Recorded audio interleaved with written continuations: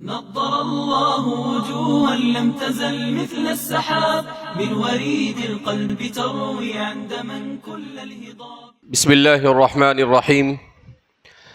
الحمد لله رب العالمين والعاقبة للمتقين والصلاة والسلام على سيد الأنبياء والمرسلين سيدنا وحبيبنا وحبيب رب العالمين محمد وعلى آله وأصحابه ومن هدى بهديه إلى يوم الدين. قال الله تبارك وتعالى في كتابه المجيد والفرقان الحميد: فأعوذ بالله من الشيطان الرجيم بسم الله الرحمن الرحيم. كونوا ربانيين بما كنتم تعلمون الكتاب وبما كنتم تدرسون. وقال تبارك وتعالى في مقام آخر: صبغة الله ومن أحسن من الله صبغة.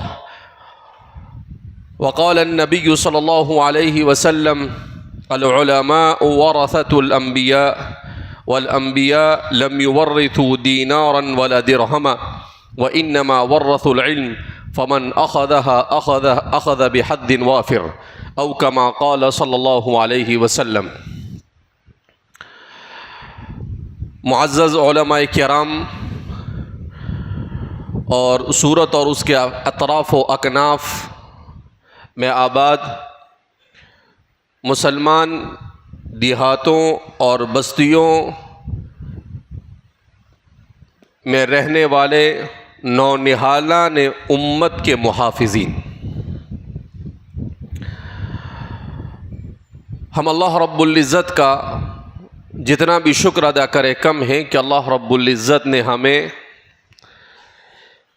ایمان اور اسلام کی نعمت سے مالا مال کیا. ہم جس دور سے گزر رہے ہیں یہ فتنوں کا دور ہے، ایسا دور جس کے سلسلے میں خود نبی کریم صلی اللہ علیہ وسلم نے ارشاد فرمایا: فتن کقطع اللیل المظلم، کہ میری امت پر ایک دور ایسا آئے گا کہ تاریک رات کی طرف فتنے ہوں گے. کبھی نبی کریم صلی اللہ علیہ وسلم نے ارشاد فرمایا کہ میں فتنوں کو دیکھ رہا ہوں کہ وہ بارش کی طرح برس رہے ہیں. اللہ کے رسول صلی اللہ علیہ وسلم نے کبھی ارشاد فرمایا کہ میری امت پر ایک زمانہ ایسا آئے گا: یصبح الرجل مؤمنا ویمسی کافرا، کہ آدمی صبح میں مومن ہوگا اور شام ہونے تک ایمان سے نکل کر کفر کی وادی میں بھٹک چکا ہوگا. وَيُمْسِي مُؤْمِنًا وَيُصْبِحُ كَافِرًا، کہ انسان اتنے فتنوں میں گھرا ہوا ہوگا کہ وہ رات جب شام ہوگی اور رات ہوگی تو سوئے گا ایمان کے ساتھ، اور جب صبح اٹھے گا تو ایمان سے نکل چکا ہوگا. یعنی رسول اللہ صلی اللہ علیہ وسلم فتنوں کی شدت کی طرف اشارہ کر رہے ہیں کہ انسان بیداری کی حالت میں بھی فتنوں سے محفوظ نہیں، اور غفلت اور نیند کی حالت میں بھی فتنوں سے محفوظ نہیں رہے گا. یعنی کیسے شدید فتنے کہ سوتے سوتے بھی ایمان سے محروم ہو جائے گا. اللہ رب العزت ہم سب کی حفاظت فرمائے. تو ظاہر سی بات ہے ایسے فتنوں کے دور میں رسول اللہ صلی اللہ علیہ وسلم کی تعلیمات اور اسلام کی تعلیمات کی روشنی میں اپنے اور اپنی نسلوں کے ایمان کی حفاظت کا ہمیں کیا بندوبست کرنا چاہیے. رسول اللہ صلی اللہ علیہ وسلم جس دین کو لے کر آئے یہ کامل و مکمل دین ہے. الیوم اکملت لکم دینکم واتممت علیکم نعمتی ورضیت لکم الاسلام دینا. اللہ رب العزت نے اعلان کیا: الیوم اکملت لکم دینکم، کہ آج میں نے تمہارے دین کو مکمل کر دیا. واتممت علیکم نعمتی، اور میں نے تم پر اپنی نعمت کو مکمل کر دیا بصورت اسوہ رسول اکرم، کہ اسلام علمی اعتبار سے بھی مکمل ہو گیا اور اسلام عملی اعتبار سے بھی مکمل ہو گیا. اتمام اور اکمال کو اس طریقے سے بیان کیا ہمارے بعض علماء نے لکھا کہ اتمام اور اکمال کا مطلب یہ ہے کہ اتمام کا مطلب یہ ہے کہ اصولی اعتبار سے اسلام نے انسان کو پیش آنے والے قیامت تک کے تمام مسائل کا حل پیش کر دیا، اور جزوی اعتبار سے بھی جس کی ضرورت تھی اس کو بھی بیان کر دیا۔ شیخ الاسلام علامہ شبیر احمد عثمانی نور اللہ مرقدہ نے عجیب بات لکھی ہے اس آیت کریمہ کی تفسیر کرتے ہوئے کہ قرآن اور حدیث میں صرف اصول ہی کو بیان نہیں کیا گیا بلکہ ان جزئیات کو بھی بیان کر دیا گیا جن جزئیات تک انسان کے ذہن کی رسائی نہیں ہو سکتی تھی۔ تو اللہ رب العزت نے اس دین کے اتمام اور اکمال میں ذرہ برابر کوئی فرق نہیں چھوڑا۔ تو ہمارے پاس کامل و مکمل دین ہے، کامل و مکمل ایمان ہے۔ اس کامل و مکمل دین کے سلسلے میں سب سے پہلے ہمارے ذہن و دماغ میں یہ بات آنی چاہیے کہ ہم کسی دوسری تہذیب سے، کسی دوسرے تمدن سے، کسی دوسری دنیا کی چکا چون کر دینے والی عارضی روشنی سے متاثر نہ ہو۔ اس وقت اگر مجھے کوئی پوچھتا ہے کہ مولانا سب سے بڑا فتنہ کیا ہے، تو میں کہتا ہوں کہ امت کی سب سے بڑی بیماری وہ کیا ہے؟ مرعوبیت۔ ایک لفظ میں ساری چیزیں آ جاتی ہیں۔ کون سی بیماری ہے؟ مرعوبیت۔ کیا مطلب مرعوبیت کا؟ کہ دوسرے مذہب، دوسری تہذیب اور دوسرے دین کی کسی چیز کو دیکھ کر مرعوب ہو کر احساس کمتری میں مبتلا ہو جانا کہ میرے دین میں یہ چیز نہیں ہے۔ یہ مرعوبیت، یہ اتنا مہلک مرض ہے۔ اسی مرعوبیت سے ماڈرنزم جنم پاتا ہے، جدت پسندی جنم پاتی ہے۔ یہی مرعوبیت انسان کو عقائد کے سلسلے میں شکوک و شبہات کا شکار کر دیتی ہے۔ یہی مرعوبیت انسان کو خود اپنے دین کے سلسلے میں مشکوک بنا دیتی ہے۔ لہذا اس بنا پر مرعوبیت سے اپنے آپ کو بچانا، امت کے ہر فرد کو بچانا، یہ ہے ہماری سب سے بڑی ذمہ داری۔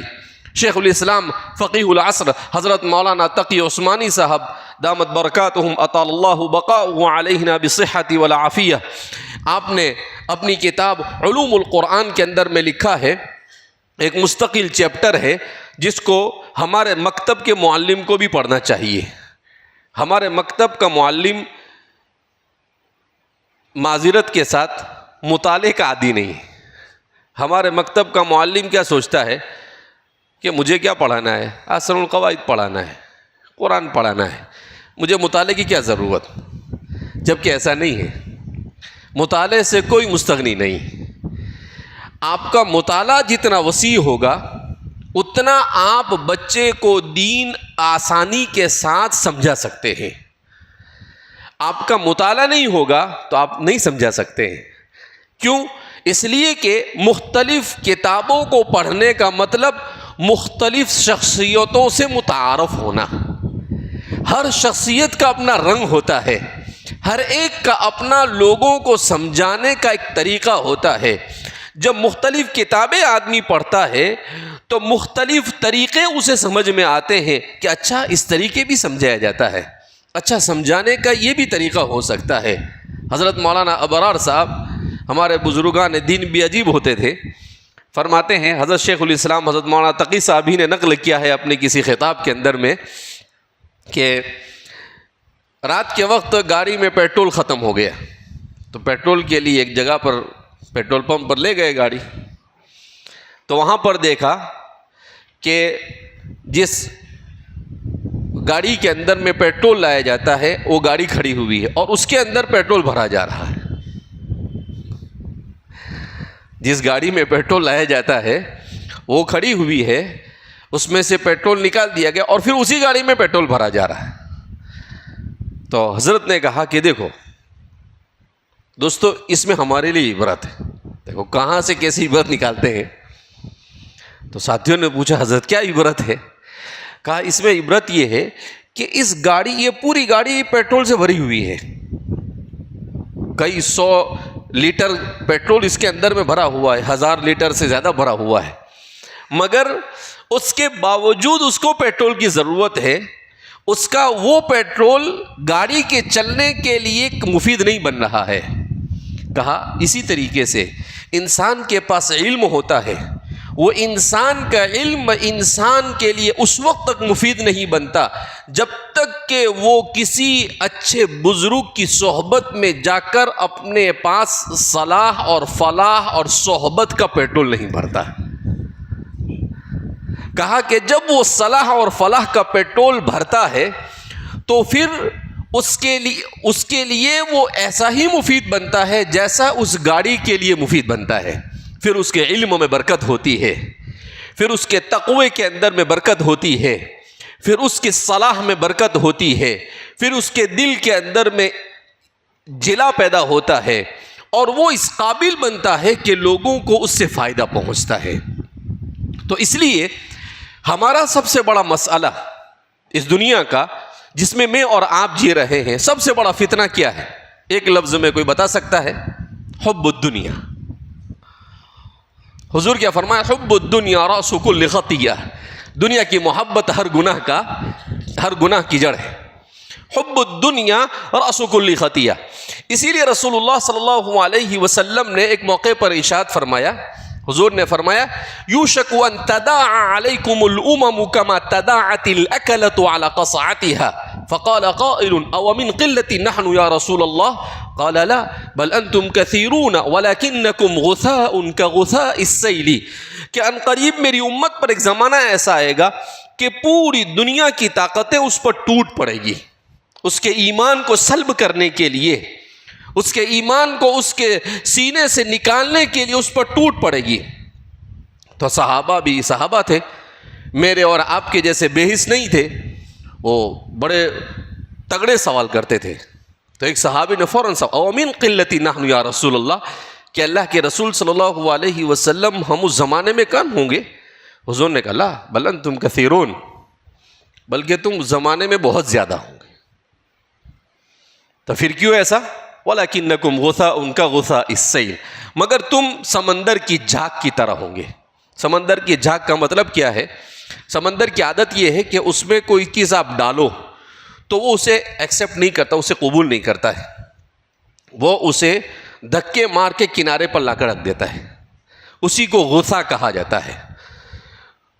تو حضور نے فرمایا کہ تمہاری حیثیت کثرت کے باوجود ایسی ہوگی کہ جیسے سمندر یہ کسی بھی چیز کو کنارے کر دیتا ہے، تم سیاسی اعتبار سے، اقتصادی اعتبار سے، ہر اعتبار سے تم بالکل دنیا میں ایسے ہوں گے کہ تمہاری کوئی حیثیت نہیں ہوگی۔ صحابہ کو تعجب ہوا، صحابہ نے کہا اللہ کے رسول صلی اللہ علیہ وسلم ایسا کیوں ہوگا؟ تو آپ صلی اللہ علیہ وسلم نے ارشاد فرمایا کہ میری امت میں ایک بیماری ہوگی، اور فرمایا الوہن، اور وہ ہے وہن۔ حضور چونکہ بڑی فصیح و بلیغ عربی بولتے تھے، صحابہ کو سمجھ میں نہیں آیا ما معنی الوہن، ولا تہنوا ولا تحزنوا وانتم الاعلون ان کنتم مؤمنین میں بھی یہیں سے وہن آیا ہے۔ تو صحابی نے سوال کیا وما الوہن یا رسول اللہ کے رسول صلی اللہ علیہ وسلم یہ وہن کیا ہوتا ہے؟ تو آپ صلی اللہ علیہ وسلم نے ارشاد فرمایا حب الدنیا وکراہیت الموت، دنیا کی محبت اور موت کو پسند نہ کرنا۔ یعنی دنیا میں آنے والا ہر شخص اس زمانے میں ایسا ہوگا کہ اس کو صرف دنیا کی پڑی ہوگی کہ مجھے کہیں سے دنیا مل جائے، چاہے حلال طریقے سے ملے چاہے حرام طریقے سے ملے، مجھے دنیا ملے۔ حضرت علامہ یوسف بن نوری نور اللہ مرقدہ کا ایک مرتبہ ایک مضمون پڑھا میں نے، تو حضرت نے اس کا ہیڈنگ کیا لگایا تھا؟ فتنہ جیب فتنہ پیٹ۔ کیا ہیڈنگ لگایا تھا؟ مجھے بڑا اچھا لگا۔ میں نے کہا ہمارے بزرگ بھی برابر نس پکڑتے ہیں، تو کیا کہا؟ فتنہ جیب فتنہ پیٹ۔ تو وہ یہ حب الدنیا و کراہیت الموت، حب الدنیا کو آپ نے فتنہ جیب اور فتنہ پیٹ سے سمجھایا، اور پھر اس مضمون میں آپ نے سمجھایا۔ آج سے 50-60 سال پہلے وہ کہہ کر گئے کہ ہر آدمی کو صرف کھانے کی پڑی ہوگی، اچھے اچھے کھانے تلاش کرے گا، کہاں اچھی ہوٹل آئی ہے، کہاں ترکش کھانے بنتے ہیں، کہاں عربی ڈش بنتا ہے، کہاں گجراتی ڈش بنتا ہے، کہاں کون سا نیا ڈش آیا ہے، کہاں بس وہی ڈھونڈتا رہے گا وہ. اس کو کہتے فتنہ پیٹ. اور دوسرا فتنہ جیب. کیا کہ کہاں سے پیسہ مل جائے، کہ آن لائن وہ ڈھونڈے گا وہ کہ بھائی شیئر مارکیٹ میں کیا چل رہا ہے اور اس میں کیا چل رہا ہے. وہ کسی نہ کسی طریقے سے دنیا بٹورنے کے چکر میں ہوگا، اسے یہ نہیں معلوم. میں تو پہلے سمجھتا تھا کہ ہمارے مولانا لوگوں کو شیئر مارکیٹ کے بارے میں کچھ پتہ نہیں. تو ایک مرتبہ ایک بندہ ملا، بولے مور صاحب مولانا لوگ تو اور زیادہ ایڈوانس ہیں. میں نے کہا کیسے؟ کہا اب تو موبائل پر اپلیکیشن ہوتا ہے اور اسی کے ذریعے سے سب ہوتا ہے، تو مولانا لوگ تو بہت شیئر مارکیٹ کے اندر میں ماشاءاللہ کام کرتے ہیں. میں نے کہا اب ماشاءاللہ کہہ رہے ہیں اور میں بول رہا ہوں انا للہ. تو اتنا آسان نہیں ہے. تو اس لیے ہم اللہ رب العزت نے ہمیں یہ شرف عطا کیا کہ اپنے دین کی خدمت کے لیے قبول کیا. یہ انبیاء والا شرف ہے. یہ شرف کسی دکان پر بکتا نہیں. یہ شرف کسی جگہ پر پیسے سے نہیں حاصل ہوتا ہے. یہ شرف اللہ اسی کو عطا فرماتا ہے جس کو اللہ رب العزت جس سے محبت کرتا ہے. تو اس سے بڑا شرف کوئی نہیں. آج ہمارا مولوی بھی اس چکر میں ہے کہ یار پیسہ آ جانا چاہیے، کہیں سے بھی آ جاوے. حضرت مولانا اشرف حکیم الامت مجدد ملت حضرت مولانا اشرف علی صاحب تھانوی نور اللہ مرقدہ فرمایا کرتے تھے، جس قوم اور جس ملت اور جس مذہب کے علماء مالدار ہوتے ہیں وہ مذہب بگڑ جاتا ہے، اور جس قوم اور جس ملت کے علماء فقیر ہوتے ہیں وہ مذہب کبھی نہیں بگڑتا.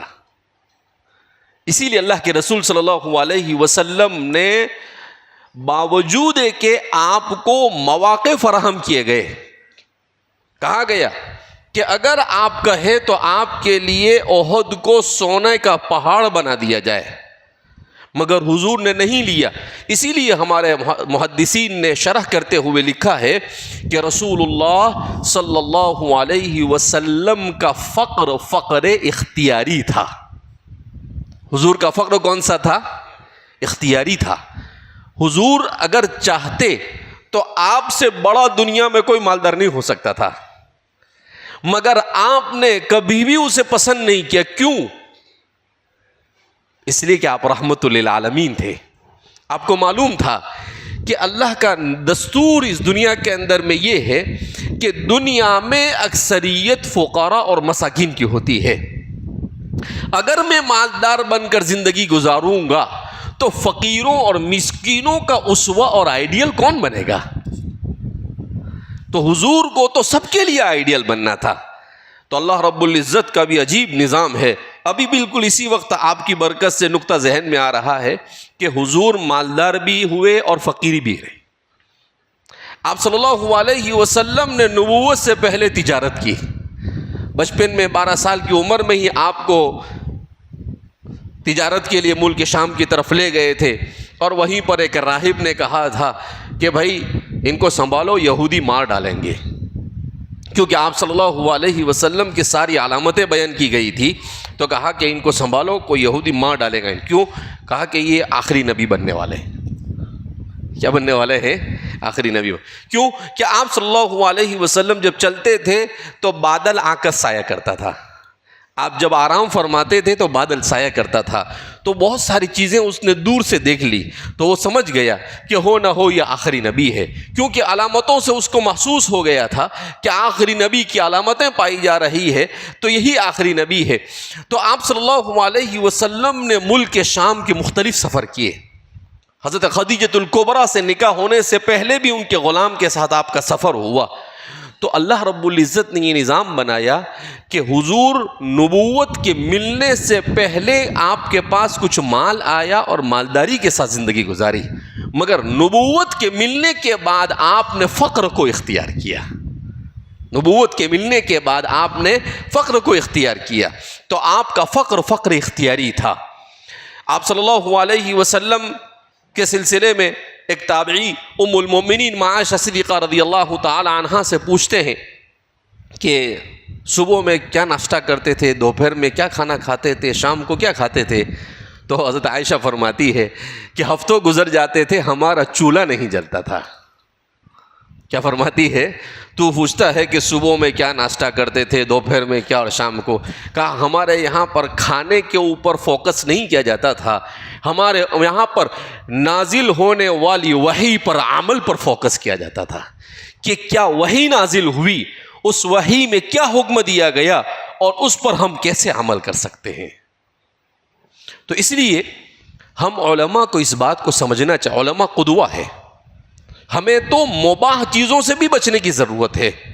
قدوہ جو ہوتا ہے، جو آئیڈیل ہوتا ہے، اسے بہت سارے حرام تو ہر ایک کے لیے حرام ہے، وہ تو جنرل ہے، لیکن بہت ساری مباح چیزیں بھی علماء کو اس سے اجتناب کرنا چاہیے۔ اسی لیے ہمارے علماء نے لکھا ہے کہ علماء کے لیے دکانوں پر آوارہ لوگوں کی طرح جا کر بیٹھنا یہ درست نہیں ہے، ان کی شان کے خلاف ہے۔ کیا آوارہ لوگ بھی بیٹھ رہے ہیں، آپ بھی جا کر؟ ہاں، امام محمد ابن الحسن الشیبانی کی طرح جا کر بیٹھے تو جائز ہے۔ امام محمد ابن الحسن الشیبانی یہ مارکیٹ میں جاتے تھے اور مارکیٹ میں جا کر کبھی سونار کے بازو میں بیٹھ جاتے تھے اور دیکھتے رہتے تھے، بولتے کچھ نہیں تھے۔ کبھی سبزی فروش کے پاس چلے جاتے، سبزی بیچنے والے کے پاس، تو جیسے تجارت ہوتی تھی مارکیٹ میں وہاں جا کر بیٹھتے تھے۔ علامہ شامی رحمۃ اللہ علیہ نے لکھا ہے کہ امام محمد ابن الحسن الشیبانی فرمایا کرتے تھے، من جہل عن اہل زمانہ فہو جاہل، جو اپنے زمانے کے رسم و رواج، طور و طریق اور تجارت، معاشرت، معیشت اور سیاست کے سے ناواقف ہے، وہ عالم ہو کر بھی جاہل ہے۔ اللہ رب العزت نے اس دین کی حفاظت کا ذمہ دار بادشاہوں کو نہیں بنایا، اللہ نے اس دین کی حفاظت کے لیے وزراء کو مکلف نہیں کیا، اللہ نے اس دین کی حفاظت کا مکلف علماء کو کیا ہے۔ اسی لیے حضور نے کہا نا، العلماء ورثۃ الانبیاء، علماء انبیاء کے وارث ہیں، اور حضور نے صاف کہہ دیا والانبیاء لم یورثوا دینارا ولا درہما، اور انبیاء یہ درہم اور دینار کے وارث نہیں ہوتے، انما ورثوا العلم، وہ تو علم کے وارث ہوئے، فمن اخذها اخذ بحظ وافر، اور جس کو یہ موقع مل جائے تو وہ اس چانس کو نہ چھوڑے اور جتنا ہو سکے وافر مقدار میں علم کو حاصل کرنے کی کوشش کرے۔ تو اس لیے علماء کی ذمہ داری ہر زمانے میں بہت زیادہ رہی، اور لکھا ہے کہ بادشاہ اور پردھان جو ہوتا ہے اس کی حکومت اجساد پر ہوتی ہے، جسموں پر ہوتی ہے، اور علماء کی حکمرانی لوگوں کے قلوب پر ہوتی ہے، لوگوں کے قلوب پر ہوتی ہے۔ ہمارے پہلے زمانے کے جو خلفاء ہوتے تھے وہ بھی بڑے ذہین و فطین ہوتے تھے، حافظ ہوتے تھے، عالم ہوتے تھے۔ عبد الملک ابن المروان کے بارے میں آتا ہے کہ ہر 3 دن میں ایک قرآن ختم کرتا تھا، خلیفۃ المسلمین تھا، خلافت بنو امیہ کا مروان کے بعد عبد الملک ابن المروان، تو اس کے بارے میں آتا ہے کہ ہر 3 دن میں قرآن ختم کرتا تھا۔ ہارون الرشید کے بارے میں آتا ہے کہ حافظ، عالم سب ہوتے تھے۔ مروان کے بارے میں بہت ساری مروان کی روایت امام بخاری نے بھی اس کو اپنی کتاب کے اندر میں جگہ دی ہے۔ تو اس کے ہارون الرشید کے بارے میں آتا ہے کہ اگر اس کے سامنے کوئی ایک شعر پڑھ دیتا تھا تو وہ کس شاعر نے کس قصیدے میں کہا ہے، کہاں کہا ہے، اور اس کے اوپر نیچے کون سے اشعار ہے، وہ سب پڑھ کر سنا دیتا تھا۔ ایسے تو خلیفہ ہوتے تھے، ایسے تو کیا ہوتے تھے؟ تو جب خلیفہ ایسے ہوتے تھے تو اس زمانے کے علماء کا کیا حال ہوگا، اس کا ہم اندازہ نہیں لگا سکتے۔ کیوں؟ ان کے اندر درد تھا، فکر تھی، شوق تھا۔ آپ نے وکیع ابن الجراح کا نام سنا ہوگا، شکوت الی وکیع سوء حفظی فاوصانی الی ترک المعاصی فان العلم نور من الہی ونور اللہ لا یعطی لعاصی۔ تو امام وکیع ابن الجراح کے معمولات کو سیرت نگاروں نے ذکر کیا ہے۔ تو حضرت مولانا قاضی اطہر مبارک پوری نور اللہ مرقدہ نے کتاب لکھی ہر طبقے اور پیشے میں علم اور علماء.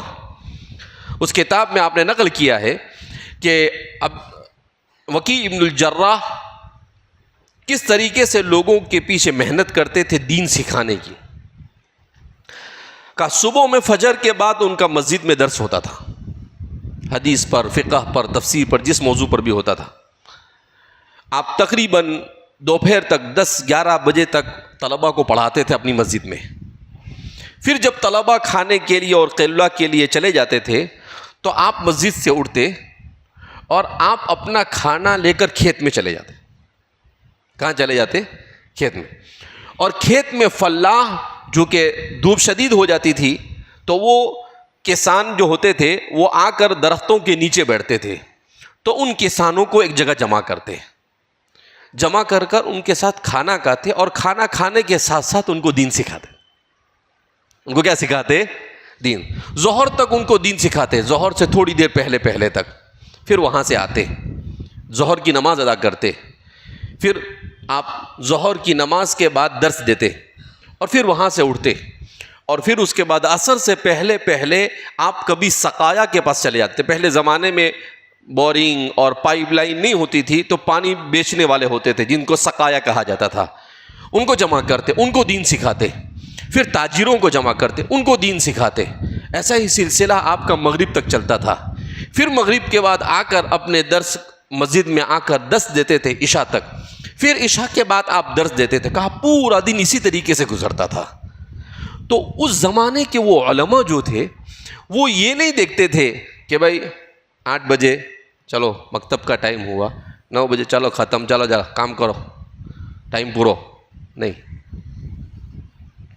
انہوں نے اس کو اپنا فریضہ نہیں سمجھا بلکہ اپنے اوپر دین کی حفاظت اور دین کے سکھانے کو اپنے اوپر ایک حق سمجھا کہ اللہ نے مجھے دین کی توفیق دی، اس کا مطلب مجھ پر یہ حق بنتا ہے کہ میں زندگی کے ہر شعبے میں رہنے والوں کو دین سکھاؤں. تو ایسی فکر، ایسا درد جب آتا ہے تو اللہ راہوں کو کھولتا ہے. وَمَن يَتَّقِ اللَّهَ يَجْعَل لَّهُ مَخْرَجًا وَيَرْزُقْهُ مِنْ حَيْثُ لَا يَحْتَسِبُ. ہم لوگ صرف اسی درد میں رہتے ہیں کہ پگار کم ہے، پگار نہیں ملتا ہے. ان اللہ هو الرزاق ذو القوة المتین. رزق اللہ کے ہاتھ میں ہے، لیکن ہمارا کام یہ دنیا نہیں ہے.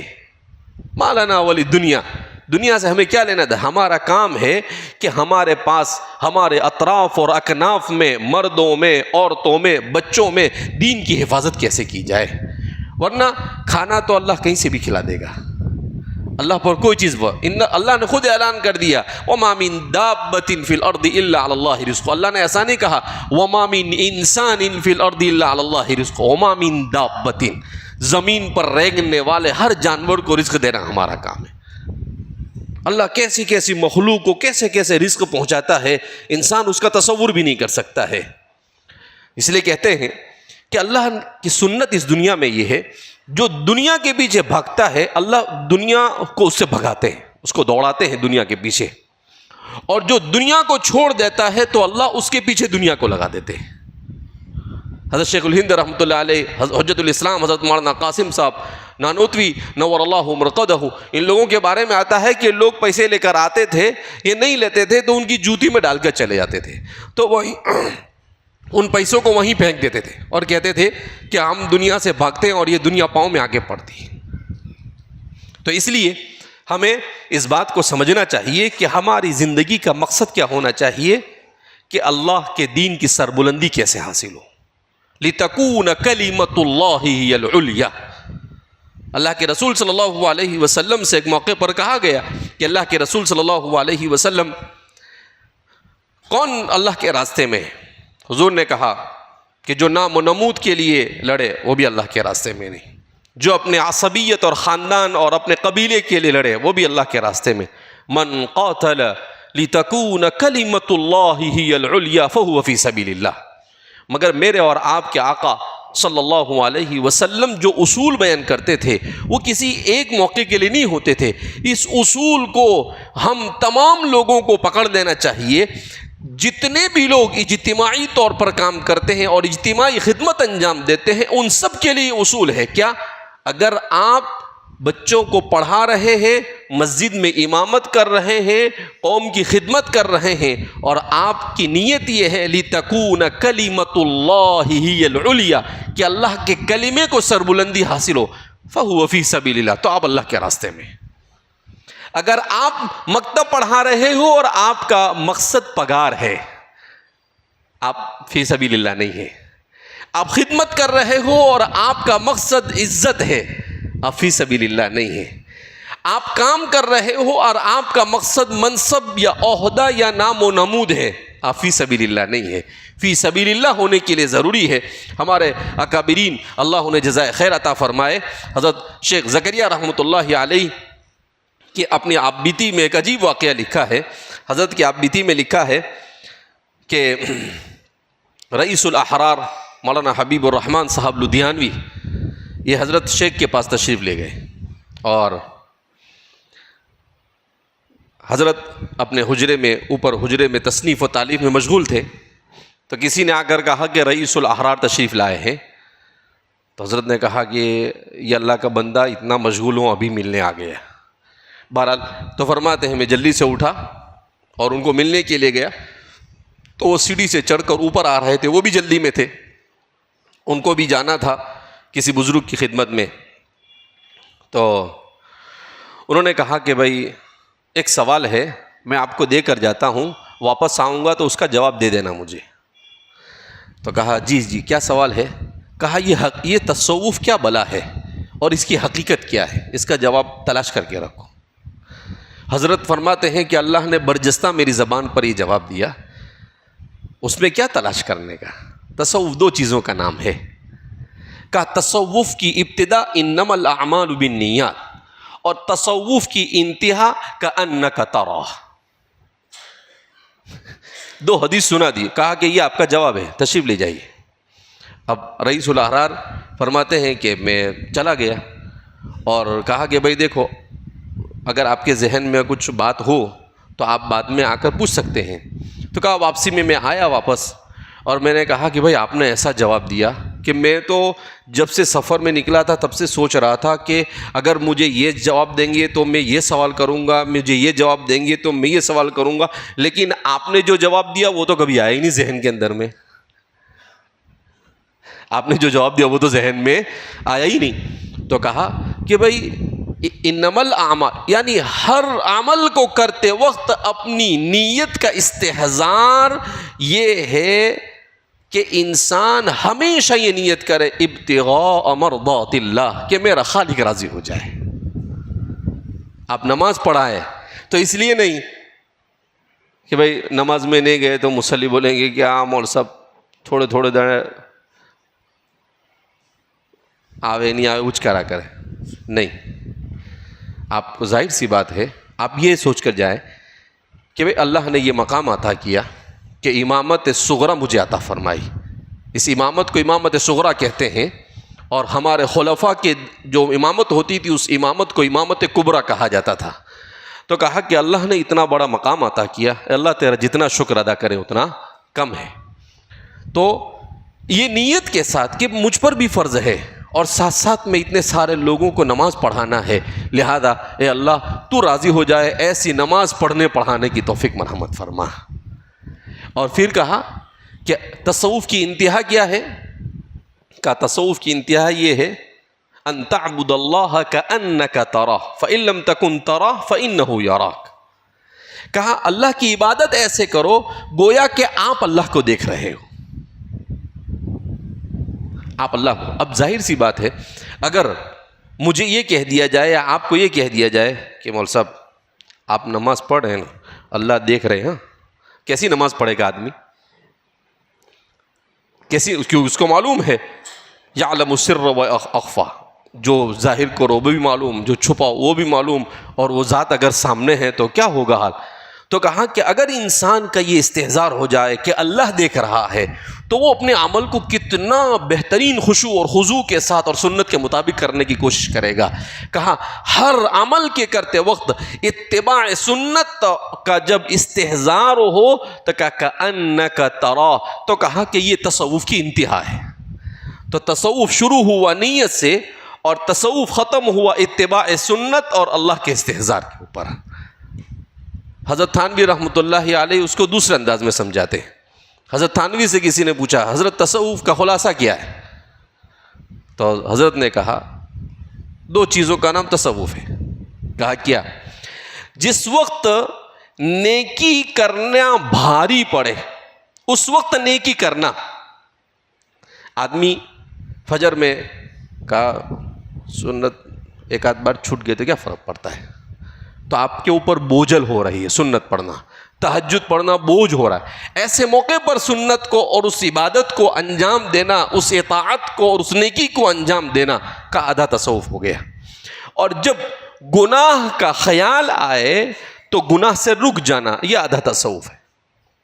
ہو گیا مکمل تصوف کہ جب بوجھ محسوس ہو عمل صالح کرنے میں اس وقت آدمی اس عمل کو کر گزرے، اور جب گناہ کا داعیہ پیدا ہو تو گناہ سے اپنے آپ کو بچا لے. تو کہا کہ آپ کے پاس پورا تصوف آ گیا. اسی لیے تھانوی فرماتے تھے کہ بیعت ہونا ضروری نہیں، لیکن اپنے آپ کو متبع شریعت بنانا ضروری.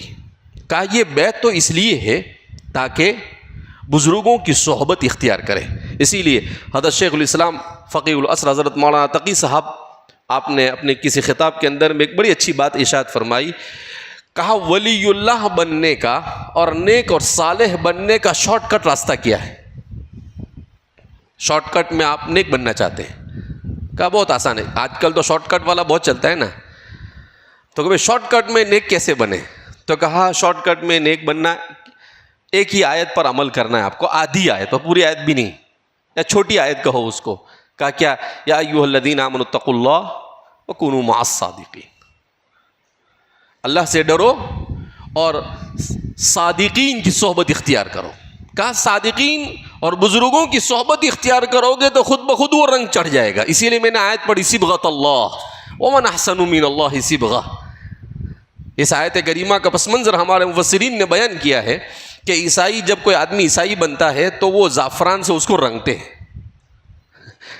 پانی کو ڈالتے ہیں اور پھر وہ پانی اس کے اوپر کیا کرتے ہیں، وہ چھڑکتے ہیں. تو پھر کہتے کہ ہاں اب عیسائیت میں داخل ہو گیا. اللہ نے کہا ہمارے یہاں پر یہ سب چکر نہیں ہے. یہاں پر تو اندر میں اللہ کا رنگ چڑھنا چاہیے، دل میں اللہ کا رنگ، دماغ کے اوپر اللہ کا رنگ چڑھنا چاہیے. کہاں ہم باطن پر محنت کے طلبگار ہیں، ہم ظاہر پر محنت کے طلبگار نہیں ہیں. ظاہر کیسا بھی ہو، رب اشعث ابغر لو اقسم علی اللہ لابر. بہت سارے پراگندہ حال ایسے ہوتے ہیں کہ وہ اگر قسم کھا لے تو اللہ ان کی قسموں کو پورا کر دیتا ہے. حضرت انس بن نضر کے بارے میں قرآن کریم کی آیتیں بھی نازل ہوئی ہے. بہرحال تو ہم اس بات کو سمجھیں. اب ہم آتے ہیں اپنے اصل موضوع کی طرف کہ اس وقت ہم کن مسائل سے گزر رہے ہیں اور ان مسائل میں علماء اپنی ذمہ داری کو کیسے ادا کریں. سب سے پہلے تو ہم ہمارے اکابرین کا شکر ادا کریں کہ ہمارے ان اکابرین نے یہ مکاتب، یہ مدارس، یہ خانقاہ اور یہ دعوت و تبلیغ کے نظام کو جاری کیا. اگر ہمارے اکابرین نے اس کام کو اس ملک میں جاری نہ کیا ہوتا تو قسم کھا کر منبر رسول کے اوپر کھڑا ہو کر میں یہ بات کہہ سکتا ہوں کہ میں اور آپ مسلمان بھی باقی نہیں رہتے، بلا مبالغہ. کوئی مبالغہ نہیں اس میں. میں دنیا کے 30 سے زیادہ ملکوں کا سفر کیا، مگر عرب ملک ہو، افریقن ملک ہو، سب جگہ پر، لیکن جو ایمان اور اسلام کی محنت ہمارے اس ملک میں ہمارے بزرگ چھوڑ کر گئے اور جس نے دین کو اپنے پورے تشخص کے ساتھ باقی رکھا اس کی نظیر دنیا میں آپ کو کہیں نہیں مل سکتی. الحمدللہ بلا مبالغہ. مصر گیا میں ابھی رمضان سے پہلے، تو مصر کے حالات بہت سارے آپ نے سنے ہوں گے، میں نے لکھا بھی تھا ان حالات کو. تو ہمارے کچھ احباب کو برا لگ گیا، کیا کہ مولوی صاحب مصر کے خلاف بولتے ہیں. بھائی مصر کے خلاف نہیں بولا میں نے ایک قرآن خود کہتا ہے قل سیروا فی الارض فانظروا کیف کان، کہ زمین پہ چلو پھرو تو دیکھو کہ کیسا انجام ہو رہا ہے.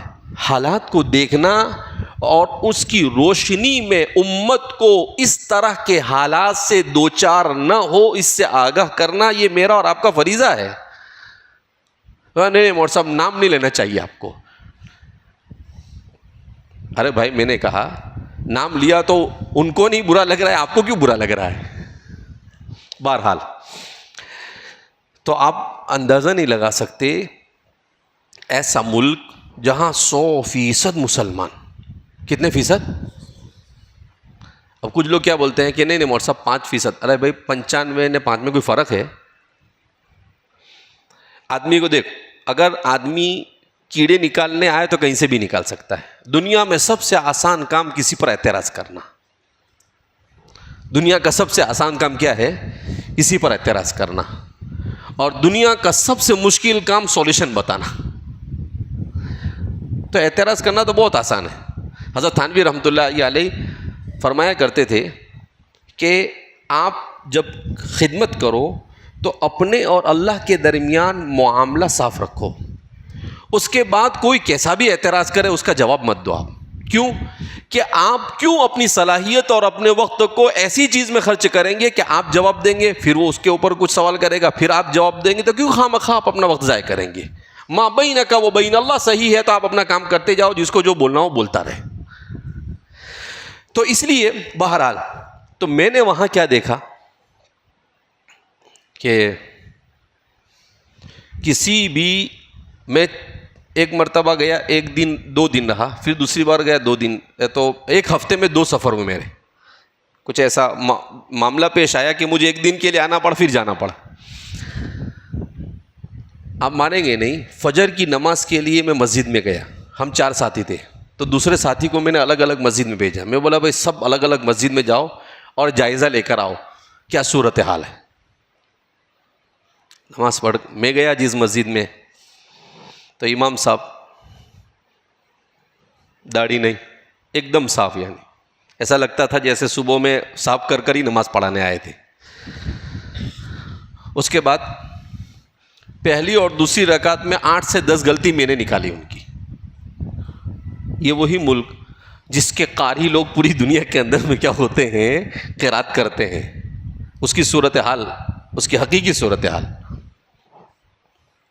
تو امام صاحب سلام پھیرنے کے بعد انت حافظ؟ میں کہا الحمدللہ. من این انت؟ میں من الہند. وہ بیچارہ گھبرا گیا کہ بھئی روز کچھ بھی پڑھ دیتے تھے، کوئی غلطی نکالتا تھا، یہ کہاں سے ٹپک گیا آج.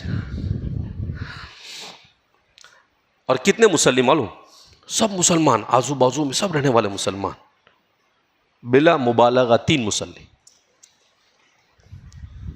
کتنے مسلی؟ 3 مسلی.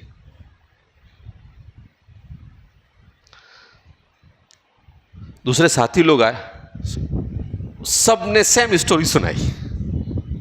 کہا 2 مسلی 3 مسلی، 2 مسلی 3 مسلی. اور امام صاحب بولے ایسا ہی ہم نے غلطیاں نکالی. اس کے بعد جمعہ میں ہم نے دیکھا امام صاحب آئے، نہ داڑھی نہ مجھ، کچھ نہیں. خطیب صاحب آئے، خطیب صاحب کا بھی یہی حال، خشخشی داڑھی تھی، چھوٹی سی، بہت یوں کر کے دیکھو تو نظر آتی تھی. اتنا برا حال ان کا. میں سر پکڑ کر بیٹھ گیا. اب میں نے کہا اللہ تیرا شکر ہے کہ تو نے ہندوستان میں پیدا کیا. آپ سوچئے اگر ہمارے علماء نے یہ ساری تحریکیں نہ شروع کی ہوتی، جہاں 100% مسلمان ان کا یہ حال ہے، تو جہاں 20 سے 15% مسلمان، ان کا کیا حال ہوا ہوتا؟ ہم تو ایمان پہ باقی نہیں رہتے، بالکل نہیں باقی رہتے. اور آج بھی دنیا کے جس چپے میں ہمارا ہندوستانی ہے، اور خاص طور پر الحمدللہ ہمارا یہ خطہ گجرات والے جہاں جہاں ہے، وہاں پر ہی آپ کو ایسا دین ملے گا، ورنہ آپ کو آسانی سے نہیں ملے گا. یہ کوئی مبالغے کی بات نہیں کر رہا ہوں، اعلی وجہ البصیرہ دنیا دیکھنے کے بعد بیان کر رہا ہوں. کبھی کوئی حدیث بولتا ہے کہ کچھ زیادہ نہیں ہو گیا، لیکن کوئی زیادہ نہیں، کوئی غلو نہیں ہمارے. اور یہ ہمیں جو یہ نعمت ملی ہے کہ اتنے پرفتن دور میں اللہ نے ہمیں منتخب کیا ہے اپنے دین کی سربلندی کے لیے. وہ کیوں؟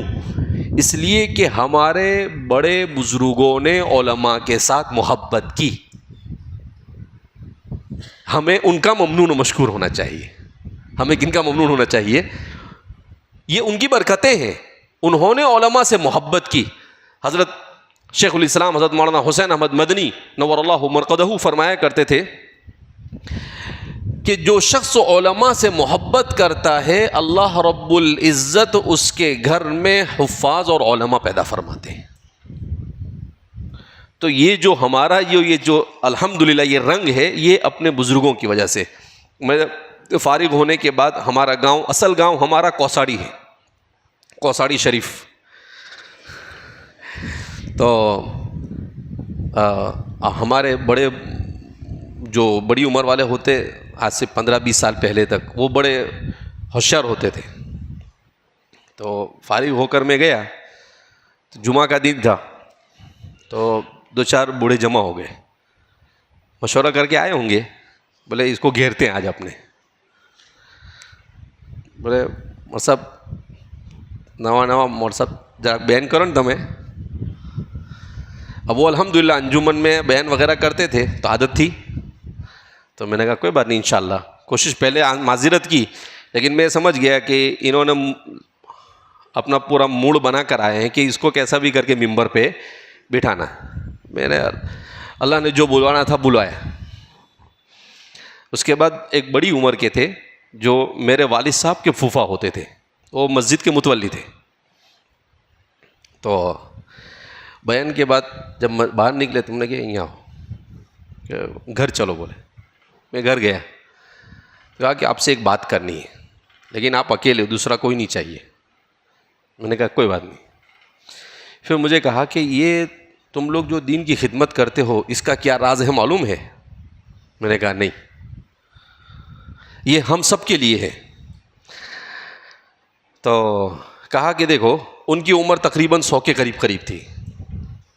کہا میں نے تمہارے دادا کو دیکھا، تمہارے پردادا کو دیکھا، اور تمہارے دادا کے دادا کو دیکھا. کہا تمہارے دادا کے دادا کا نام محمد تھا، تمہارے پردادا کا نام ابراہیم، اور تمہارے دادا اسماعیل. دادا اس وقت حیات تھے میرے. تو کہا کہ دیکھو، تمہارے جو دادا کے دادا تھے محمد، کہا بڑی عمر ہو گئی، ان کو حج کا شوق ہوا. تو اب اس زمانے میں تو نہ ہوائی جہاز، کچھ نہیں تھا. 100 سال پہلے، 125 سال پہلے کی بات. تو گھر پر گئے، کہا کہ دادی سے کہا کہ چلو اپنے حج پہ چلتے. تیاری کی، اور 8-9 مہینے پہلے پیدل حج پہ نکل گئے. کیسے نکل گئے؟ پیدل حج پہ نکل. کہا وہ پیدل حج کے لیے گئے وہاں. کہا ہمارے یہاں کے کچھ لوگ پانی کے جہاز سے گئے تھے، وہ لوگ کہتے ہیں کہ مکہ میں ہماری ملاقات ہوئی ان سے، محمد صاحب سے، حاجی محمد سے. تو ان کو کہا کہ بھئی مدینہ چلو ہمارے ساتھ، اونٹ پہ سوار ہو جاؤ. بولے نہیں، میں گھر سے نیت کر کے نکلا ہوں، پیدل حج کا مطلب پیدل. تو بولے وہ مکہ سے مدینہ بھی پیدل گئے، پھر مدینہ سے گھر تک کے واپس کیسے آئے؟ پیدل حج کر آئے. اور کہا کہ ان کو ہم نے دیکھا کہ ان کو پتہ چلے کہ آزو بازو میں 20-25-50 کلومیٹر پر کوئی بزرگ آئے ہیں، تو یا تو گھوڑا گاڑی یا بیل گاڑی وہ لے کر پہنچ جاوے، ان سے ملاقات کرے اور کوشش کرے کہ ان کو اپنے گھر پر لے کر آئے. وہ 2.25 سال کے بعد حج کر آئے تھے دونوں بوڑھے میاں اور بوڑھی اماں. اور قرآن پڑھنا علماء سے محبت کرنا، کہا یہ ان کا معمول۔ پھر ان کے بیٹے ابراہیم آئے، ان کا بھی یہی معمول، کہا وہ گھر کے باہر جھولا تھا، گجراتی لوگوں کے یہاں تو جھولا مشہور ہے، گھر یعنی جھولا نہیں مطلب گھر نہیں، تو گھر کے جھولے میں باہر بیٹھے بیٹھے قرآن ہی پڑھتے رہتے، اور تمہارے دادا کو بھی میں جانتا ہوں۔ تو کہا یہ لوگ تکبیر اولیٰ کے ساتھ پہلی صف میں بیٹھ کر نماز پڑھنے والے، علماء سے محبت کرنے والے، جب یہ کیا تو وہ قرآن میں کوئی آیت ہے نا سورہ کہف میں، میرا امتحان لے رہے ہو، میں نے کہا وَكَانَ أَبُوهُمَا صَالِحًا، کہا ہاں وہی، کہا وہ وَكَانَ أَبُوهُمَا صَالِحًا، یہ تم کو ان لوگوں کی نیکی کا فائدہ تم لوگوں کو پہنچ رہا ہے کہ اللہ دین کی خدمت لے رہا ہے۔ تو یہ ہمارے گجرات کا جو یہ ماحول ہے، اور یہی گجرات والے یو کے گئے، میں یو کے گیا تو میں حیران ہو گیا، کچھ علاقے ایسے ہیں کہ وہاں پر آپ باہر نکلو تو آپ کو لگے نہیں یو کے ہے، تو اللہ نے عجیب نقطہ ذہن میں ڈالا۔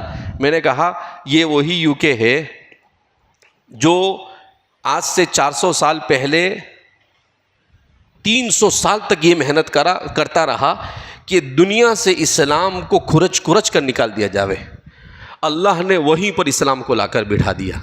میں نے کہا یہ ایسا ہی لگتا ہے جیسے اللہ رب العزت نے موسیٰ کو فرعون کے محل میں پرورش دی، اور آج اسلام کی پرورش اس کے اپنے دشمن کے گھر میں ہو رہی ہے۔ تو یہ اللہ کا دین ہے، اللہ میرا آپ کا کسی کا محتاج نہیں ہے، وہ جب چاہے گا نیتیں بدلے گی، ارادے بدلیں گے، لوگوں کے مقاصد بدلیں گے تو اللہ لوگوں کو بدل دے گا، اس کے لیے کوئی چیز بھائی وَمَا ذَلِكَ عَلَى اللَّهِ بِعَزِيزٍ۔ لہذا ہمیں اپنے ان بزرگوں کا مشکور اور ممنون ہونا چاہیے کہ انہوں نے علماء سے محبت کی تو اللہ نے دین ہمیں دیا۔ دنیا میں ایمان سے بڑی کوئی نعمت نہیں، اور اس وقت کے دنیا کا سب سے بڑا چیلنج ہے اپنی موت تک کے اپنے اور اپنی نسلوں کے ایمان کو بچا کر لے جانا، اس سے بڑا اور کوئی چیلنج نہیں۔ لہذا اب جیسا کہ آپ جانتے ہیں ہمارے ملک کی صورتحال کہاں سے کہاں جا رہی ہے، ان حالات میں مکتب والوں کو کیا کرنا چاہیے؟ تو مکتب کے اساتذہ کی ذمہ داری اور بڑھ گئی۔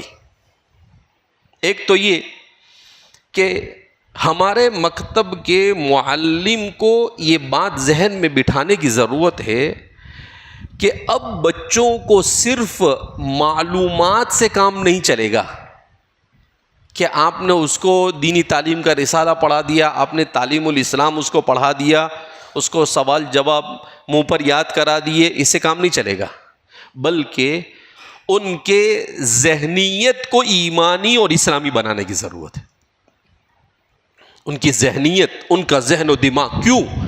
اس لیے کہ وہ 8-8 9-9 گھنٹے موبائل لے کر بیٹھ رہا ہے، وہ 6-7 گھنٹے اسکول کے ماحول میں جا رہا ہے، وہ 15 گھنٹے سے 17 گھنٹے ایسے گزار رہا ہے کہ جس میں چاروں طرف سے سوائے فتنے کے اور کچھ بھی نہیں، اور کچھ نہیں۔ اب ایسی حالت میں آپ صرف اس کو رٹا مرا دیں گے تو کچھ نہیں ہونے والا ہے، اس کی ذہنیت کو ایمانی اور اسلامی بنانا ضروری ہے۔ اب اس کی ذہنیت کو ایمانی اور اسلامی بنانے کے لیے کیا کرنا؟ تو اس کے لیے سب سے پہلے تو ہم اپنی نیت کو خالص کریں۔ جب ہماری نیت یہ ہوگی کہ میرے پاس آنے والے ان بچوں کا نہیں، ان کی نسلوں کا بھی ایمان بچ جائے، اس کی فکر کروں گا، تو اللہ راہیں کھولے گا۔ تو سب سے پہلے ہم نیت کریں کہ ہمیں ان بچوں کے ایمان کو بچانا ہے۔ دوسرے نمبر پر ہم ان بچوں کو کس طریقے سے ایمانی اور اسلامی ذہنیت سے آراستہ کریں، تو اس کے لیے یہ اسکول میں کیا پڑھتا ہے اس کا جاننا بھی مکتب کے معلم کے لیے ضروری ہے کہ آپ کے پاس 25 بچے 30 بچے آپ کے پاس پڑھ رہے ہیں۔ ایک تو ہمارے جو ذمہ دار ہیں مکاتب کے، ان کو بھی میں ایک پیغام پہنچانا چاہوں گا کہ یہ ایک استاد کے پاس 40 50 بچے آپ دیں، اب نہیں چلے گا۔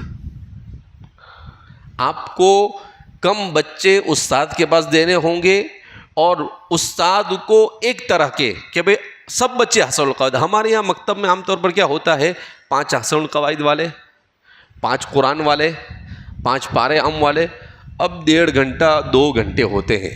اب اس میں استاد کس کو پڑھاوے اور کس کا سبق سنے؟ تو نہیں، ایک استاد ہے وہ حسن القواعد پڑھا ہے، اور استاد اس میں کوئی اپنے لیے عیب نہ سمجھے، نیت اگر صحیح ہے تو بخاری پڑھانے والے کو وہ اجر نہیں ملے گا جو حسن القواعد والے کو اجر ملے گا۔ حضرت مولانا یونس صاحب حضرت مولانا یونس صاحب جونپوری نور اللہ مرقدہ یہ فرمایا کرتے تھے کہ مجھے احسن القواعد پڑھانے والا زیادہ ثواب کا مستحق معلوم ہوتا ہے بخاری پڑھانے والے کے مقابلے میں۔ ہمارے بزرگ بھی عجیب ہوتے تھے، اللہ کیسی کیسی باتیں ان کے دلوں میں ڈالتے تھے۔ کیوں؟ کہا یہ تو سب سمجھ کر آیا اس کو پڑھا رہا ہے، لیکن وہ تو ایسے بچے کو پڑھا رہا ہے جس کو کچھ آتا ہی نہیں، وہ بنیاد مضبوط کر رہا ہے۔ تو دیوار سے زیادہ بنیاد کی اہمیت ہوتی ہے کہ کوشش یہ کی جاتی ہے کہ بنیاد مضبوط ہوتا ہے کہ 50 60 70 سال تک گھر کو کچھ ہو نہیں۔ کہا کہ یہ مکتب کا جو استاد ہے احسن القواعد پڑھانے والا، یہ بنیاد کو مضبوط کرتا ہے۔ لہذا ہمارا کام یہ ہے کہ ایک استاد احسن القواعد پڑھاتا ہے، دوسرا پارے عام پڑھاتا ہے، اور تیسرا ناظرہ پڑھاتا ہے۔ تو اس سے یہ معلوم ہونا چاہیے کہ یہ پڑھنے والے بچے اسکول میں کون سے درجے میں پڑھتے ہیں، پہلی پڑھ رہے ہیں، دوسری پڑھ رہے ہیں، تیسری پڑھ رہے ہیں، اور یہ کون سی کتابیں پڑھ رہے ہیں۔ آپ کو بھی ان کتابوں کو پڑھنا پڑے گا، آپ کو بھی وہ کتابیں پڑھنی پڑے گی۔ آپ کہیں گے لو نیا کام بڑھا رہے ہیں مول صاحب، کیوں؟ اس لیے پڑھنی پڑے گی کہ آپ کو یہ معلوم ہونا چاہیے کہ ان کتابوں میں کیا غلط چیزیں پڑھائی جا رہی ہے، اور اس غلط چیز کے بارے میں بچے کو بتانا پڑے گا کہ بیٹا یہ غلط ہے، اور ہم مسلمان ہیں، اور اسلام اور ایمان اور قرآن اور حدیث اس کے بارے میں یہ کہتی ہے۔ اس کو میں ایسا کہتا ہوں کہ پہلے چل جاتا تھا کہ مثبت انداز میں آپ صرف معلومات دے دو، اب چونکہ حملے شدید ہے لہذا آپ کو یہ بھی بتانا پڑے گا کہ کیا صحیح ہے اور کیا غلط ہے۔ ہمارے ایک دوست انجینئر تو مجھے کہنے لگے کہ اور صاحب میرا بچہ اسکول جاتا ہے، تو وہ اسکول میں پڑھ کر آیا ڈاروین کی تھیوری آف ایولیوشن۔ آپ لوگوں کو معلوم ہے؟ معلوم ہونی چاہیے کیا ہوتا ہے theory of evolution. Theory of evolution جو ہے، میں نے ہر زبان کے اندر میں تیسری کے اندر میں ایک کتاب مستقل پوری کتاب پڑھائی جاتی ہے، اس کتاب کا نام ہے انسان کی کہانی۔ اسکول کے اسٹینڈرڈ 3 کے اندر میں پوری کتاب پڑھائی جاتی ہے جس کا نام ہے انسان کی کہانی۔ انگلش میں ہے تو ہسٹری آف ہیومن بینگ اس کو کہتے ہیں، اردو میں ہے تو انسان کی کہانی اس کو کہتے ہیں۔ تو وہ پوری کتاب صرف اس ٹاپک پر ہوتی ہے کہ انسان پہلے بندر تھا اور پھر ترقی کرتے کرتے بندر سے انسان بن گیا۔ اب اس میں تصویریں ہیں کہ انسان پہلے بندر کی طرح چلتا تھا، پھر ایسا چلنے لگا، پھر ایسا چلنے لگا، وہ پہلے پتھر سے آگ سلگاتا تھا، پہلے کچا گوشت کھاتا تھا۔ بالکل جھوٹی کہانی، اور اس کو ایسے پڑھایا جاتا ہے کہ سائنٹیفک اعتبار، جبکہ سائنس نے بھی اس کو غلط قرار دیا ہے۔ میں نے آج سے 15 سال پہلے یہ جاننے کی کوشش کی کہ آخر یہ مغربی تہذیب دنیا کے اندر میں اتنا رسوخ کیوں اس کا، اور کیوں اتنی تیزی کے ساتھ پھیل رہی ہے۔ تو میں نے اس کا سراغ لگانے کی جب کوشش کی تو اس کا سراغ ایسے ملا کہ اسکول میں اور ٹیلی ویژن پر، سیریلوں میں، فلموں میں، ان سب جگہوں پر انہوں نے تھیوری آف ایولیوشن کو اتنا عام کیا کہ ڈاروین اور نظریہ ارتقاء کو اتنا عام کیا کہ اس کے عام کرنے سے بے دینی اور الہات معاشرے کے اندر عام ہوا۔ اور یہ کیا ہوتا ہے؟ یہی بتاتے ہیں کہ دنیا کیسے بنی، انسان کیسے بنا۔ اس پر جتنا تفصیل سے کتاب و سنت نے بیان کیا اتنا کسی نے نہیں بیان کیا۔ امام ابن کثیر نے مستقل کتاب لکھی ہے قصۃ الخلق، مستقل پوری کتاب لکھی ہے۔ ہمارے مورخین اپنی کتاب کو شروع کرتے ہیں، امام ابن کثیر کو لو، امام طبری کو لو، یہ شروع کرتے ہیں ما قبل آدم سے لے کر ابھی تک، لیکن ہم پڑھتے ہی نہیں۔ تو انہوں نے دو چیزوں کے انسانوں کو گمراہ کیا. ایک تو یہ کہ دنیا کیسے بنی اس کا غلط تصور دیا, اور دوسرا بچوں کے سامنے یہ غلط بتایا کہ انسان کیسے بنا. اگر یہ دو چیزوں کو ہم بچوں کو کلیئر کٹ بتا دیں کہ قرآن اور حدیث اس کے بارے میں یہ تفصیلات اور یہ کہتا ہے, تو یہ بچے کبھی بھی الحاد اور بے دینی کی طرف نہیں جا سکتے. لیکن وہ ہم کو بتانا پڑے گا. تو میں نے پھر اس موضوع پر لکھنا شروع کیا. میں 12 سال سے اس پر لکھ رہا ہوں. اب تک کے تقریباً 500 صفحے لکھے میں نے اسی موضوع پر. تو انشاءاللہ بہت جلد وہ تیار ہو جائے گا, تو آپ حضرات کے سامنے بھی آئے گا انشاءاللہ.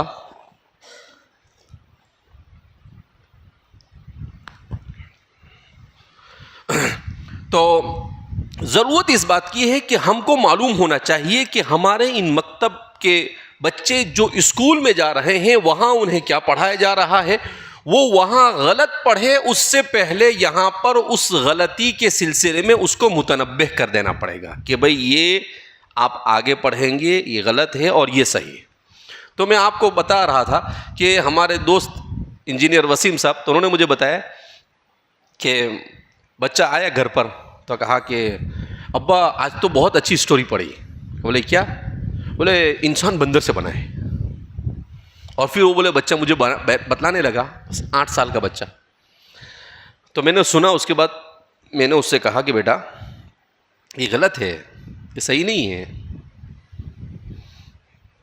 تو بچہ کیا جواب دیتا ہے معلوم؟ کہا ابا میرا ٹیچر کیسے غلط ہو سکتا ہے؟ کیا جواب دیتا ہے؟ ٹیچر کیسے غلط ہو سکتا ہے؟ کتاب کیسے غلط ہو سکتی ہے؟ آپ غلط ہے, ٹیچر اور کتاب نہیں غلط ہو سکتے. کہا میں سر پکڑ کے بیٹھ گیا کہ اللہ یہ کیا ہوا. بالکل سچا واقعہ انہوں نے خود مجھے سنایا. تو ہم ایسا سمجھتے ہیں کہ ان سے کچھ ہوتا نہیں. ان لوگوں نے دیکھو, اللہ کے رسول صلی اللہ علیہ وسلم نے کیا کہا کہ جب بچہ 7 سال کا ہو تو نماز کا حکم دو, جب 9 سال کا ہو تو نماز نہ پڑھنے پر اس کی پٹائی کرو, 10 سال کا ہو. آج کی سائنس نے انسان کے دماغ پر ریسرچ کیا کہ انسان کا دماغ کیسے کام کرتا ہے. تو کہا کہ انسان کا دماغ یہ نیورون سے کام کرتا ہے. کیسے کام کرتا ہے؟ نیورون سے. نیورون جو ہے انسان کے دماغ کے اندر میں اربوں خربوں کی تعداد میں نیورون ہوتے ہیں. وہ نیورون فری ہوتے ہیں. جب انسان کسی چیز کو دیکھتا ہے تو وہ ایک نیورون دوسرے نیورون کے ساتھ ملتا ہے, اس کا کنیکشن ہوتا ہے اور وہ چیز سیو ہو جاتی ہے. جب کچھ کھاتا ہے تو جتنے بھی حواس سے خمسہ سے جتنی چیزیں دماغ تک پہنچتی ہے اس کے نیورون اس سے کنیکشن بڑھتے چلے جاتے ہیں. کہا 9 سال کی عمر تک بچے کا دماغ یہ فری ہوتا ہے. اس عمر میں آپ بچے کو جو سکھاؤ وہ سیکھ جائے گا, اور 9 سال کی عمر کے بعد اس کا دماغ پتھر بن جاتا ہے.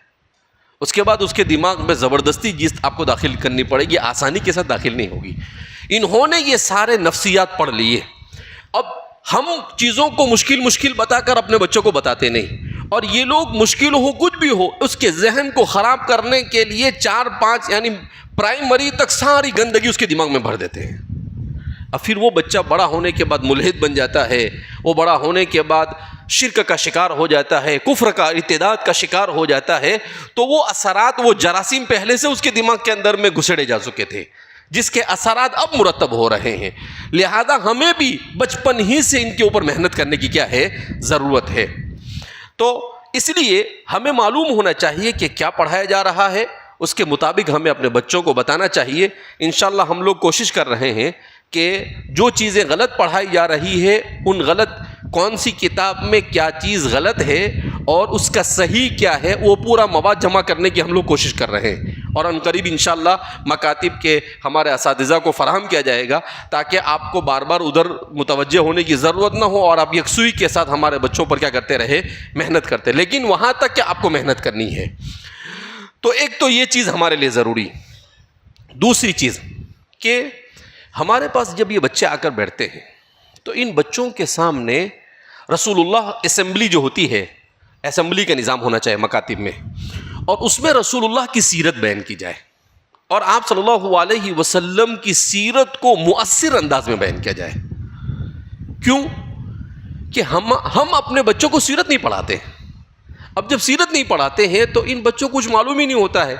تھوڑی بہت معلومات ہم نے دے دی. نہیں، آپ صلی اللہ علیہ وسلم کی مکمل سیرت ہمارے بچوں کے سامنے آنا بہت ضروری ہے. اس لیے کہ المنجیات من الفتن کے نام سے ہمارے اس زمانے کے معاصرین جو مفکرین علماء ہیں ان لوگوں نے لکھا ہے کہ فتنوں کے زمانے میں فتنوں سے نجات دلانے والی چیزوں میں سب سے پہلی چیز اللہ کی کتاب ہے، اور دوسرے نمبر پر رسول اللہ صلی اللہ علیہ وسلم کی سیرت ہے، اور تیسرے نمبر پر صحابہ کی سیرت ہے. اللہ جزائے خیر دے، ہمارے بزرگوں کو حیات الصحابہ پڑھائی جاتی ہے. ہم لوگ ایسے ہی پڑھ دیتے اس کو.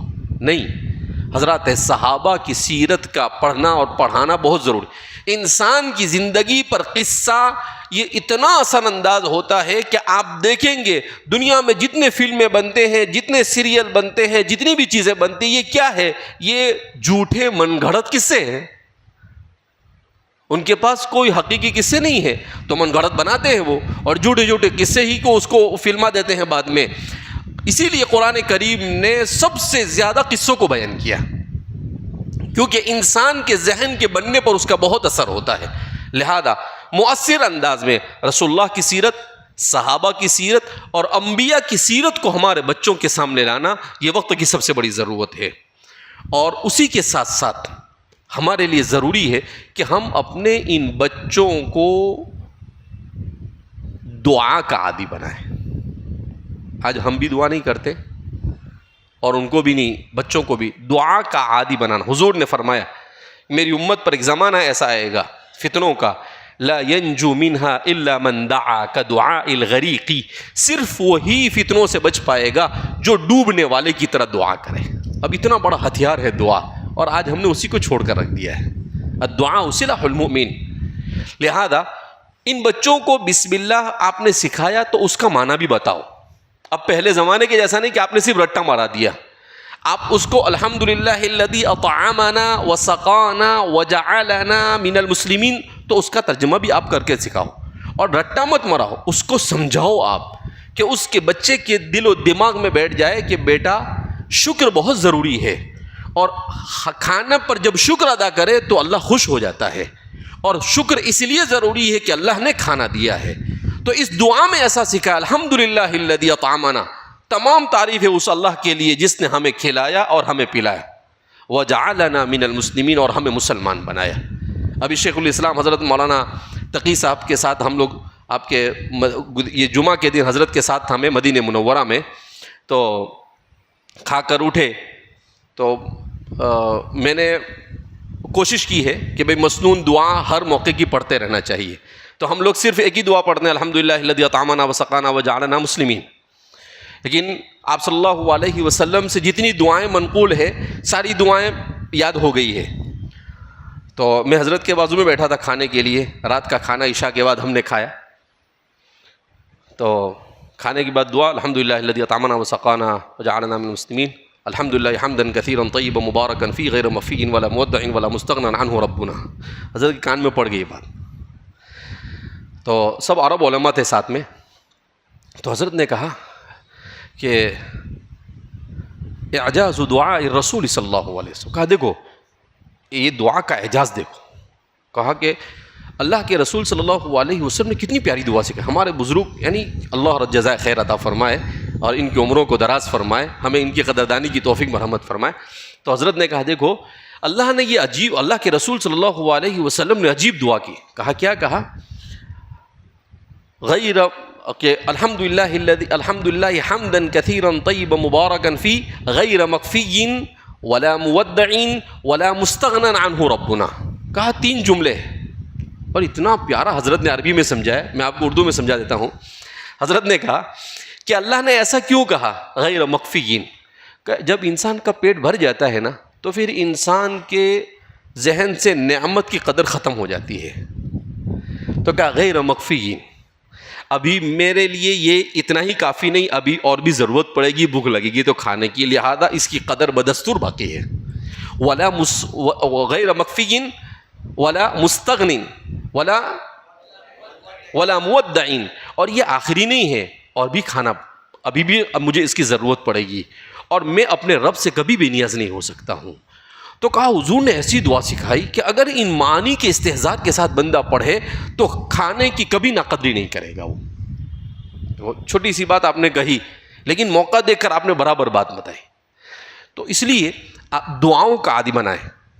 حدیث پاک میں اللہ کے رسول صلی اللہ علیہ وسلم نے ارشاد فرمایا کہ جب گھر سے نکلے تو دعا پڑھے بسم اللہ آمنت باللہ واعتصمت باللہ وتوکلت علی اللہ. یہ شارٹ کٹ ہے, ولا حول ولا قوۃ الا باللہ.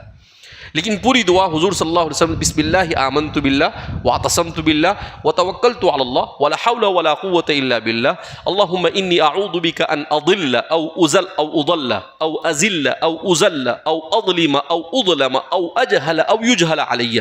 رب ادخلنی مدخل صدق واخرجنی مخرج صدق واجعلنی من لدنک سلطانا نصیرا. یہ دعا مجھے کیسے یاد ہوئی؟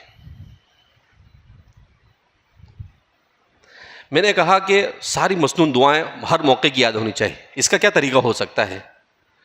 تو 5-7 سال پہلے ذہن میں بات آئی کہ جتنی دعائیں حضور سے منقول ہے ان سب کے اسٹیکر بنائے جائیں اور اسٹیکر بنا کر گھر سے باہر نکلتے وقت چپل پہنتے ہیں وہیں پر اس کو چپکا دیا جائے. جب گھر میں داخل ہو تو وہاں پر داخل ہونے کی جگہ پر چپکا دیا جائے. جب کھانے کے لیے بیٹھے تو وہاں پر اس کی دعا لگا دی جائے. جب سونے کے لیے جائے تو وہاں پر. تو میں نے وہ اسٹیکر بنوائے اور بنا کر اپنے گھر میں لگا دیا. تو ساری دعائیں یاد ہو گئی. کیوں کہ بار بار پڑھتے رہے. اذا تکرر تکرر تو اب ذہن میں بیٹھ گئی.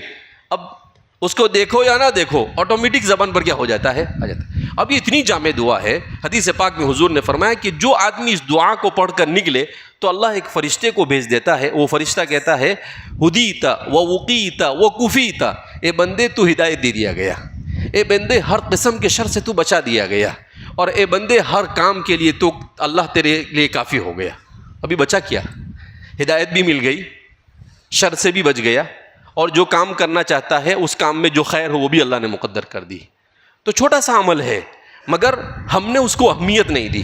تو حضور کی جو دعائے معصورہ ہے, شیخ محمد الغزالی, ابھی ہمارے آخری دور کے ایک محمد الغزالی گزرے ہیں مصر کے, انہوں نے کتاب لکھی ہے فن الذکر والدعاء. وہ کتاب بڑی عجیب و غریب کتاب ہے. اس کتاب میں مشکل سے 100-125 صفحے کی ہے عربی میں. اس میں انہوں نے ثابت کیا کہ اللہ کے رسول صلی اللہ علیہ وسلم صبح اٹھنے سے لے کر رات میں سونے تک کس موقع پر کیا دعا کرتے تھے اور ان دعاؤں میں کیا حکمتیں اور کیا اعجاز ہیں. اور حضور نے ہر موقع پر انہوں نے لکھا ہے کہ خدا پاک کی قسم کھا کے کہتا ہوں رسول اللہ صلی اللہ علیہ وسلم کے موقع کی دعائیں یہ کسی معجزے سے کم نہیں. کہا اتنے مختصر الفاظ میں اتنی جامع اور ایسی مناسبت والی دعا کا انسان کے بس میں ہی نہیں. کیا لکھا انہوں نے؟ انسان کے بس میں ہی نہیں.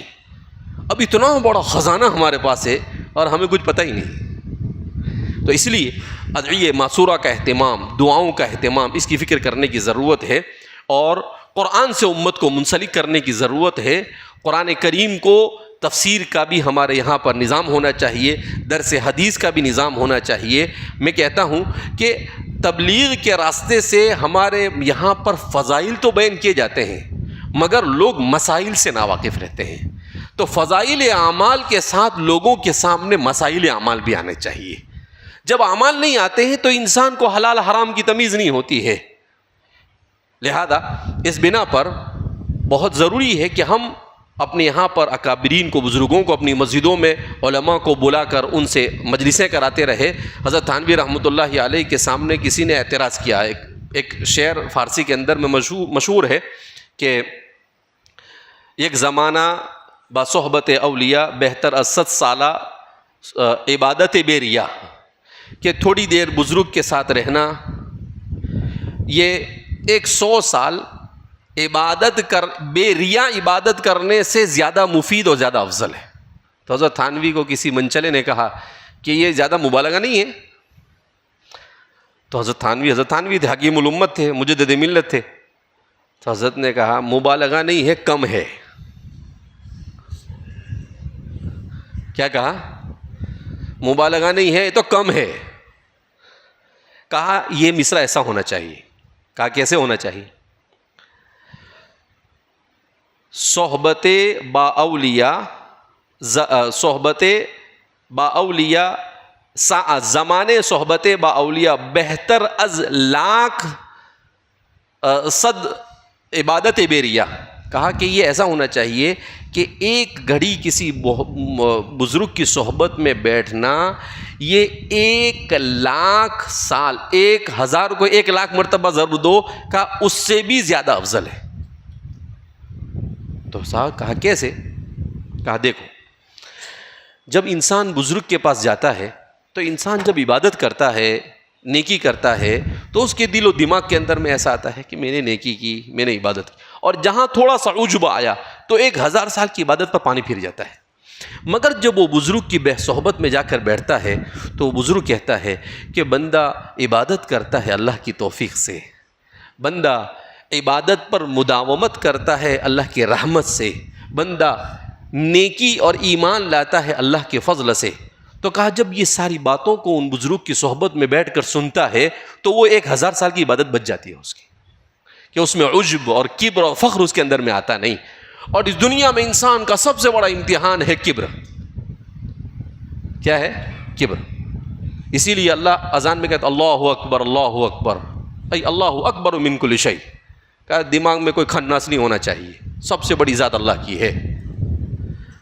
تکبیر انتقال میں بھی اللہ اکبر بار بار کیوں کہلوایا جاتا ہے؟ اس لیے کہ شیطان اور آدم علیہ السلام کے درمیان جب مقابلہ ہوا، اس مقابلے میں شیطان تکبر کرنے کی وجہ سے ناکام ہوا اور آدم تواضع کرنے کی وجہ سے کامیاب ہوئے. آدم نے کیا کہا؟ ربنا ظلمنا انفسنا.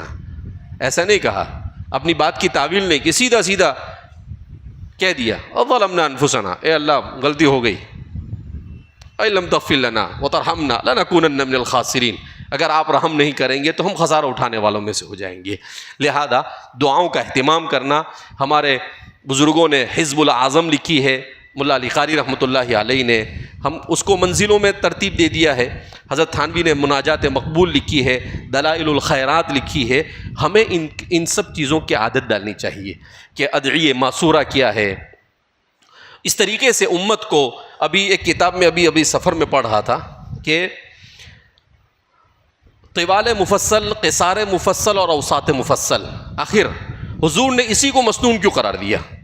ایک عرب نے عجیب کتاب لکھی ہے، اس نے سمجھایا کہ دیکھو ان صورتوں کے اندر میں انسان کو پیش آنے والے مسائل کا حل ہے. سب سے پہلے اللہ کا تعارف کروایا گیا ہے ان صورتوں میں. ان صورتوں میں انسان کی حقیقت کو بیان کیا گیا، ان صورتوں میں دنیا کی حقیقت کو بیان کیا گیا ہے، ان صورتوں میں خالق اور مخلوق کا تعلق ایک دوسرے کے ساتھ کس طرح کا ہونا چاہے اسے بیان کیا گیا ہے، ان صورتوں میں مخلوق کا مخلوق سے تعلق کیسا ہونا چاہیے ان کو بیان کیا گیا ہے، ان صورتوں کے اندر میں انسان کا آخرت میں انجام کب کیسا ہو سکتا ہے اسے بیان کیا گیا ہے. تو کہا انسان کے جتنے روزانہ کے مسائل ہیں ان تمام مسائل کو ان میں بیان کیا گیا. ابھی ہمیں کچھ معلوم ہی نہیں کیونکہ ہم پوپٹ کی طرح پڑھتے ہیں. تو اس لیے ہمیں ضرورت اس بات کی ہے کہ ہم قرآن سے وابستہ ہو.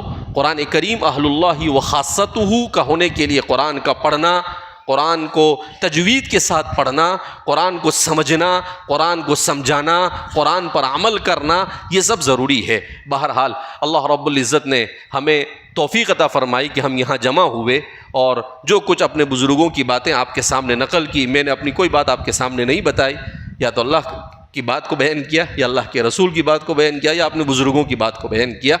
حضرت شیخ الاسلام حضرت مولانا تقی صاحب فرماتے ہیں کہ میں علماء کو ایک بات کی نصیحت کرتا ہوں کہ حضرت تھانوی کی کتابوں کو زیر مطالعہ رکھے. تو کسی نے مجھے سوال کیا ایک مرتبہ، کہا کہ یہ غلو نہیں ہے؟ میں نے کہا جہاں غلو ہے وہاں نہیں سمجھ میں آتا، اور جہاں نہیں وہاں تم کو غلو لگتا ہے، سب نظر آتا ہے. میں نے کہا دیکھو اللہ کا نظام ہے کہ طوفان آنے سے پہلے اللہ بندوبست کرتا ہے. حضرت تھانوی رحمۃ اللہ علیہ یہ ہمارے قریبی دور کے مجدد گزرے. اللہ نے ان پر اس صدی کے آنے والے تمام مسائل کو کھول دیا تھا، چاہے فکری ہو، چاہے روحانی ہو، چاہے فقہی ہو، ہر قسم کے. تو انہوں نے اس صدی کے مسائل کو پہلے ہی بیان کر چلے گئے. وہ تو ان کے ملفوظات اور ان کے خطبات اور ان کی کتابوں سے جو ہمارے مسائل کا حل نکل سکتا ہے اور کسی دوسری جگہ سے ہم کو نہیں مل سکتا ہے. لہذا اس بنا پر ہمیں محنت کرنے کی ضرورت ہے. بچوں کو پڑھا رہے ہیں، ان کے والدین کو بھی ہمیں جمع کرنا چاہیے، انہیں بھی سمجھانا چاہیے کہ آپ نماز کے لیے آئیے، آپ خود نماز کا اہتمام کرو، آپ گھر میں قرآن پڑھو، گھر میں لڑائی جھگڑا گالی گلوچ مت کرو، گھر میں تعلیم کرو. حضرت تھانوی رحمۃ اللہ علیہ کی کتاب حیات المسلمین، حضرت نے لکھا ہے کہ اس کتاب پر مجھے مغفرت کی امید ہے. اپنے زمانے کا مجدد کیا کہتا ہے اس کے کیوں اس کتاب کو میں نے اس لیے لکھا کہ امت دین کو نہیں سیکھتی ہے. اگر کوئی اس کتاب کو اچھی طریقے سے پڑھ لے گا تو میں سمجھتا ہوں کہ اس کو دین سمجھ میں آ جائے گا. تو گھروں میں اس کتاب کی تعلیم ہونی چاہیے، اس کی فکر کرنی چاہیے، ہم بھی اپنے گھروں کے اندر میں تعلیم کریں. بہرحال بات شاید زیادہ بڑھ گئی ہے. اللہ رب العزت ہم سب کو کہنے سننے سے زیادہ عمل کی توفیق مرحمت فرمائے، اور ہر قسم کے فتنوں سے ہمیں اللہ رب العزت بچنے کی توفیق مرحمت فرمائے. فتنوں کی جو فقہ الفتن کے نام سے جو بہت ساری حدیثیں حضور نے بیان کی ہے، اشراط الساعہ، قیامت کی نشانیاں وغیرہ، ان چیزوں سے واقف ہونا، امت کو ان چیزوں کے بارے میں بیان کرنا، اس لیے کہ حضور جہاں فتنہ بتاتے تھے وہاں پر اس فتنے سے بچنے کے آپ اسباب بھی بیان کرتے تھے. تو ان چیزوں کو بھی امت کے سامنے لانا اور خود بھی اپنے آپ کو ان چیزوں سے واقف کرنا، یہ وقت کی سب سے بڑی ضرورت ہے. بہرحال اللہ رب العزت ہم سب کو اخلاص اور للہیت کے ساتھ کام کرنے کی توفیق مرحمت فرمائے. حضرت تھانوی رحمۃ اللہ علیہ فرماتے تھے کہ آپ مخلص ہیں. اس کا ایک کیسے جانچے کہ آپ مخلص ہیں؟ کہا کہ آپ کے جیسا کوئی دوسرا کام کر رہا ہے، اس کام کرنے والے کو دیکھ کر اگر آپ کو خوشی ہو تو آپ مخلص ہیں، اور آپ کے جیسا کام کرنے والے کو دیکھ کر آپ کو تکلیف ہو اس کا مطلب آپ مخلص نہیں. کتنا آسان ہے. میں نے کہا نا حضرت کے اسی لیے آپ کو حکیم الامت کہا گیا. چھوٹی چھوٹی بیماری پکڑ کر لاتے ہیں اور پھر اس کا نسخہ بدلاتے ہیں کہ بھئی یہ بیماری ہے اور یہ اس کا نسخہ ہے. اسی لیے حضرت نے الانتباہات المفیدہ کے مقدمے میں لکھا ہے کہ ہمارے اس زمانے کے پڑھے لکھے لوگوں کا سب سے بڑا مسئلہ یہ ہے کہ بیمار ہوتے ہیں تو الگ الگ ڈاکٹر کے پاس جا کر علاج کراتے ہیں، مگر ذہن و دماغ میں جو ایمان اور اسلام کے بارے میں شکوک و شبہات آتے ہیں الگ الگ علماء سے جا کر اس کے بارے میں سوال نہیں کرتے، اسی لیے وہ پھر بڑھتے چلے جاتے ہیں. بہرحال ماشاءاللہ ہمارے موتا بڑا اچھا کام کیا کہ ہم سب علماء کو یہ جو زمانہ اس زمانے کو کہتے ہیں ٹرین ٹو ٹرینر. اتنے سارے مکتب کے بچے کو بلاتے تقریر کرتے تو کوئی اتنا فائدہ نہیں ہوتا، لیکن کہا ٹرین ٹو ٹرینر، جو پڑھا رہے ہیں انہی کو بلاؤ. تو ظاہر سی بات ہے کہ ماشاءاللہ اگر 400 علماء آئے ہیں اور وہ 40 کو بھی وہ پڑھا رہے ہیں تو اس کا مطلب یہ ہے کہ کتنے لوگوں کو پیغام پہنچ گیا؟ 2 لاکھ لوگوں کو پیغام پہنچ گیا. اس لیے کہ آپ نے سنا، آپ ان لوگوں تک پہنچانے کی کوشش کریں گے. الا فلیبلغ شاہد الغائب، تو اس کو ٹرین ٹو ٹرینر کہتے ہیں. تو اس طریقے سے ہماری مجلسیں ہوتی رہنی چاہیے، اکابرین کو بلا کر حالات کے پیش نظر کس طریقے سے ہم ان حالات کا مقابلہ کریں اس سلسلے میں ہمیں واقف ہوتا رہنا چاہیے. اس لیے کہ دنیا میں کوئی کامل اور مکمل نہیں، ہر ایک محتاج اصلاح ہے. میں بھی محتاج اصلاح ہوں، آپ بھی محتاج اصلاح ہیں، ہم میں سے ہر ایک اصلاح کا محتاج ہے. اللہ رب العزت ہم سب کو دین کی اس خدمت میں موت تک اخلاص کے ساتھ باقی رکھنے کی توفیق مرحمت فرمائے. ہر قسم کی ریاکاری سے، عجب سے، فخر سے اللہ ہماری حفاظت فرمائے، اور اللہ رب العزت اپنی ناراضگی والے اعمال سے ہماری حفاظت فرمائے، اپنی رضامندی والے اعمال کرنے کی توفیق مرحمت فرمائے. سستی سے، غفلت سے، کاہلی سے اللہ ہماری حفاظت فرمائے، اور ہمارے بچوں کا ایمان ہماری وجہ سے بچ جائے اللہ اس کی شکلیں پیدا فرمائے. حضور نے فرمایا لَأَن يَهْدِيَ اللَّهُ تَعَالَى بِكَ رَجُلٌ خَيْرٌ لَكَ مِنْ حُمُرِ النَّعَمِ. اے علی، اگر اللہ تیری وجہ سے کسی ایک کو ہدایت دے دے تو تیرے لیے سرخ اونٹ سے زیادہ بہتر ہے.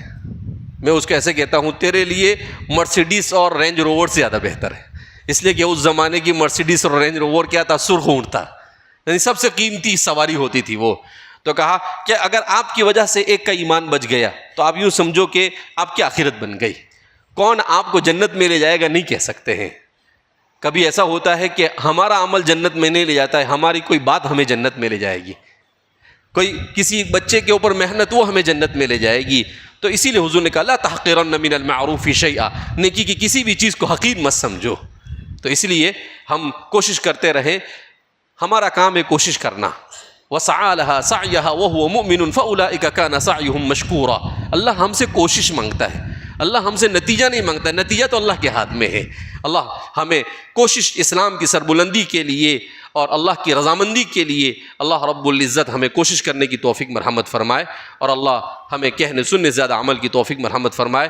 میں موٹا وڑاچھا کے ذمہ داران اور ہمارے علماء ان کا ممنون و مشکور ہوں کہ آپ حضرات نے ہمارے اس علاقے کے علماء کے ساتھ مل بیٹھنے کا یہ موقع فراہم کیا، اس لیے کہ ہمارا تعلق سورت ضلع سے ہی ہے، تو ظاہر سی بات ہے کہ ہم کو تو ملتے رہنا چاہیے۔ تو اس لیے جیسے ہی دعوت آئی تو میں نے بلا چوں و چرا میں نے ہاں کہہ دیا۔ میں ایسا سمجھا تھا کہ ایسی پروگرام ہے، عام جیسے پروگرام ہوتا ہے ویسا، میرے ذہن میں ایسا نہیں تھا کہ ماشاءاللہ مکاتب کے علماء کو بلایا جائے گا۔ تو مجھے بہت اچھا لگا کہ الحمدللہ آپ حضرات سے ملاقات ہوئی۔ اللہ ہم سب کو اسی طریقے سے دین کی نسبت پر جمع ہونے کی توفیق مرحمت فرمائے۔ اللہ رب العزت اپنی رضامندی والے اعمال کی توفیق مرحمت فرمائے۔ وآخر دعوانا الحمدللہ رب العالمین۔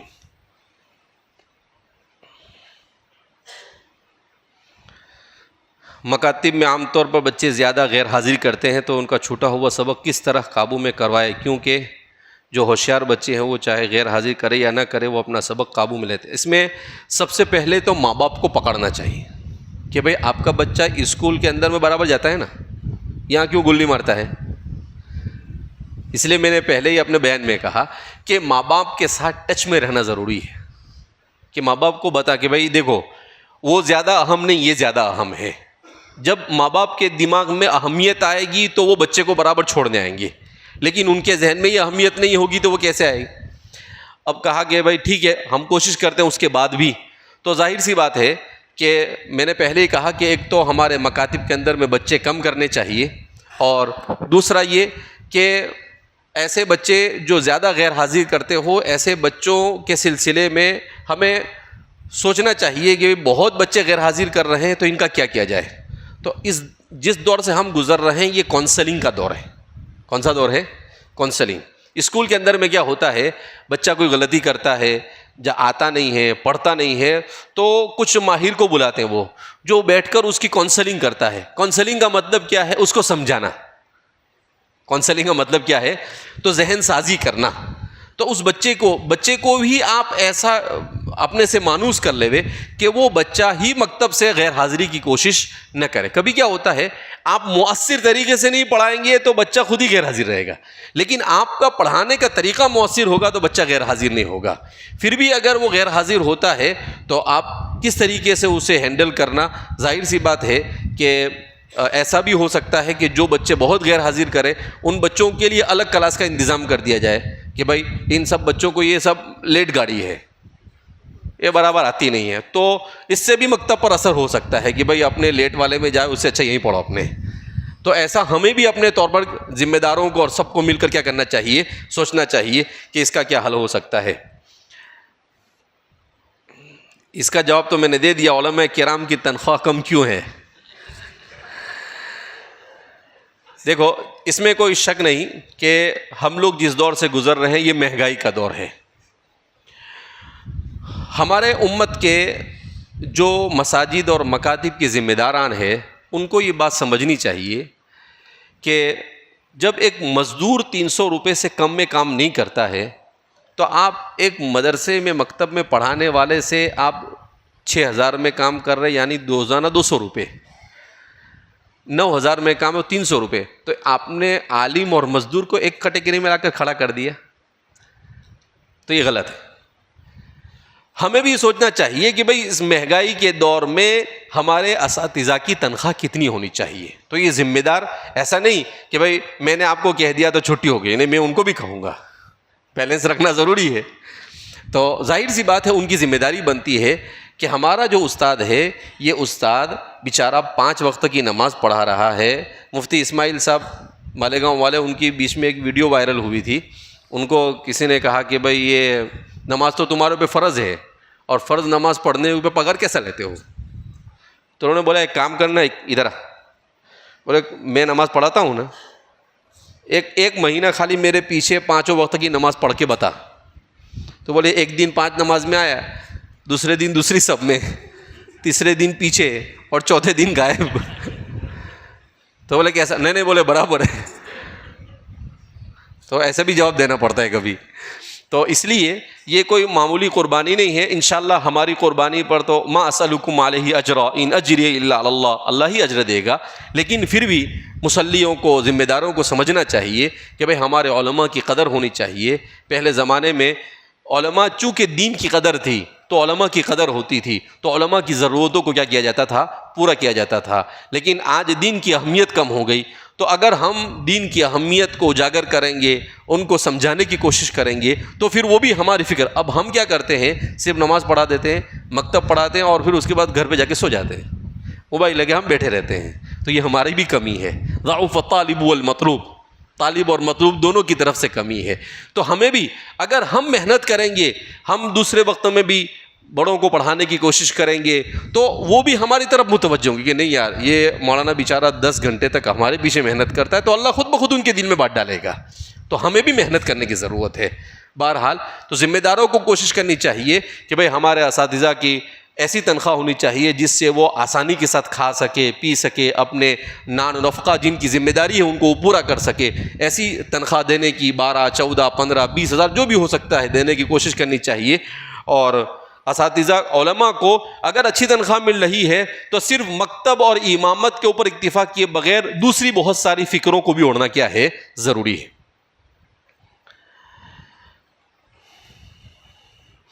مکتب میں کتنی عمر کے بچے کے داخلہ ہونا چاہیے؟ دیکھو مکتب میں اسکول کا نظام آج کیسا ہے؟ پہلے تو 5 سال کے بعد اسکول میں بچے کا داخلہ ہوتا تھا، پہلی اسکول میں. اس کے بعد یہ لوگ لائے کے جی، اس کے بعد جونیئر کے جی، سینئر کے جی، اور اس کے بعد اور نیچے کنڈر گارڈن لائے. مطلب بچہ ابھی صحیح چلنا اور بولنا نہیں سیکھتا، اس سے پہلے اسکول میں بھیج دیتے ہیں اس کو. کیوں؟ اس لیے کہ انہوں نے انسان کی نفسیات کا مطالعہ کیا، اور اسی پیریڈ کے اندر میں وہ بچوں کو بگاڑنے کے سارے اسباب مہیا کر دیتے ہیں. میں ایک کتاب ہے پردہ اٹھتا ہے، اس کتاب میں ایک مضمون، اس کا خلاصہ 1 منٹ میں بیان کر دیتا ہوں میں آپ کو. تو اس میں یاسر محمد خان نے لکھا کہ میں امریکہ کے کانفرنس میں گیا، تو اس کانفرنس کے اندر میں سب صحافی پوری دنیا سے آئے تھے. تو ایک یہودی سے میری دوستی ہو گئی. میں نے اس سے کہا کہ یہاں کی کوئی یونیورسٹی بتاؤ مجھے. جب وہ یونیورسٹی بتانے کے لیے مجھے لے گیا تو پہلے ہم داخل ہوئے ہاسٹل میں، تو دونوں طرف یہ لگے ہوئے تھے ایڈورٹائز اور طرح طرح کی چیزیں. تو میں پڑھ رہا تھا، ایک جگہ پر عربی میں یا اردو میں کچھ لکھا تھا، میں پڑھنے لگا. تو وہ یہودی مجھے پوچھتا ہے یو آر ویری ہیپی، آپ بہت خوش ہیں نا آپ کے بچے یہاں پڑھ رہے ہیں، اور پھر ہنسنے لگا. تو یاسر محمد خان کہتے مجھے تعجب ہوا کہ کیوں ہنس رہا ہے. تو کہا کہ پھر بعد میں جب ہم بیٹھے تو میں نے اس کو کہا کہ یار تم وہاں ہنسے کیوں تھے؟ تو اس نے عجیب بات کہی، کہا کہ دیکھو یاسر محمد خان ایک بات بولوں، کہا ہم یہودی ہیں. کہا مسلمانوں کا بچپن اور مسلمانوں کی جوانی ہماری مٹھی میں ہے. بہت عجیب قصہ ہے، صحیح قصہ ہے، وہ بناوٹی نہیں ہے. مسلمانوں کا بچپن اور مسلمانوں کی جوانی ہماری مٹھی میں ہے. جب تک کہ یہ ہماری مٹھی میں، وہاں تک ہم کو تم سے کوئی خوف نہیں. اس کے بعد اس نے کیا کہا کہ تمہارے سارے بچے کہاں پڑھتے ہیں؟ کہا اسکول میں پڑھتے ہیں. کہا وہ اسکول کا پورا نصاب اور نظام ہم لوگ بناتے ہیں، اور ہم نے وہ نظام و نصاب ایسا بنایا ہوا ہے کہ اس نظام و نصاب کو پڑھ لے وے تو اس کے بعد بچہ اگر کافر یا مشرک یا یہودی یا نصرانی نہیں بھی بنے تو مکمل مسلمان تو باقی رہ ہی نہیں سکتا. تو یہ ہمارا بچپن. اس لیے بچے اگر چھوٹے چھوٹے بھی آتے ہیں تو ان کو بھی ہم مکتب میں بٹھائیں اور بچپن سے ان کو پڑھانا شروع کریں. ان کے ساتھ کھیلنا. یہ مار پیٹ کا زمانہ گیا، اب نہیں چلے گا. ان کو سمجھا پٹا کر ہم کو لے کر چلنا پڑے گا. لہذا 4 سال 5 سال کے بھی بچے آتے ہیں تو آپ ان کو جھڑکے نہیں، مسجد میں بھی ان کو آنے دیں، مکتب میں بھی ان کو آنے دیں. یہ دیکھ کر سیکھتے ہیں. جب مسجد میں آ کر دیکھیں گے، مکتب میں دیکھیں گے تو یہ ان کی طبیعت میں آئے گا، تو ان کا ذہن بنے گا، ان کی مینٹلٹی بنے گی.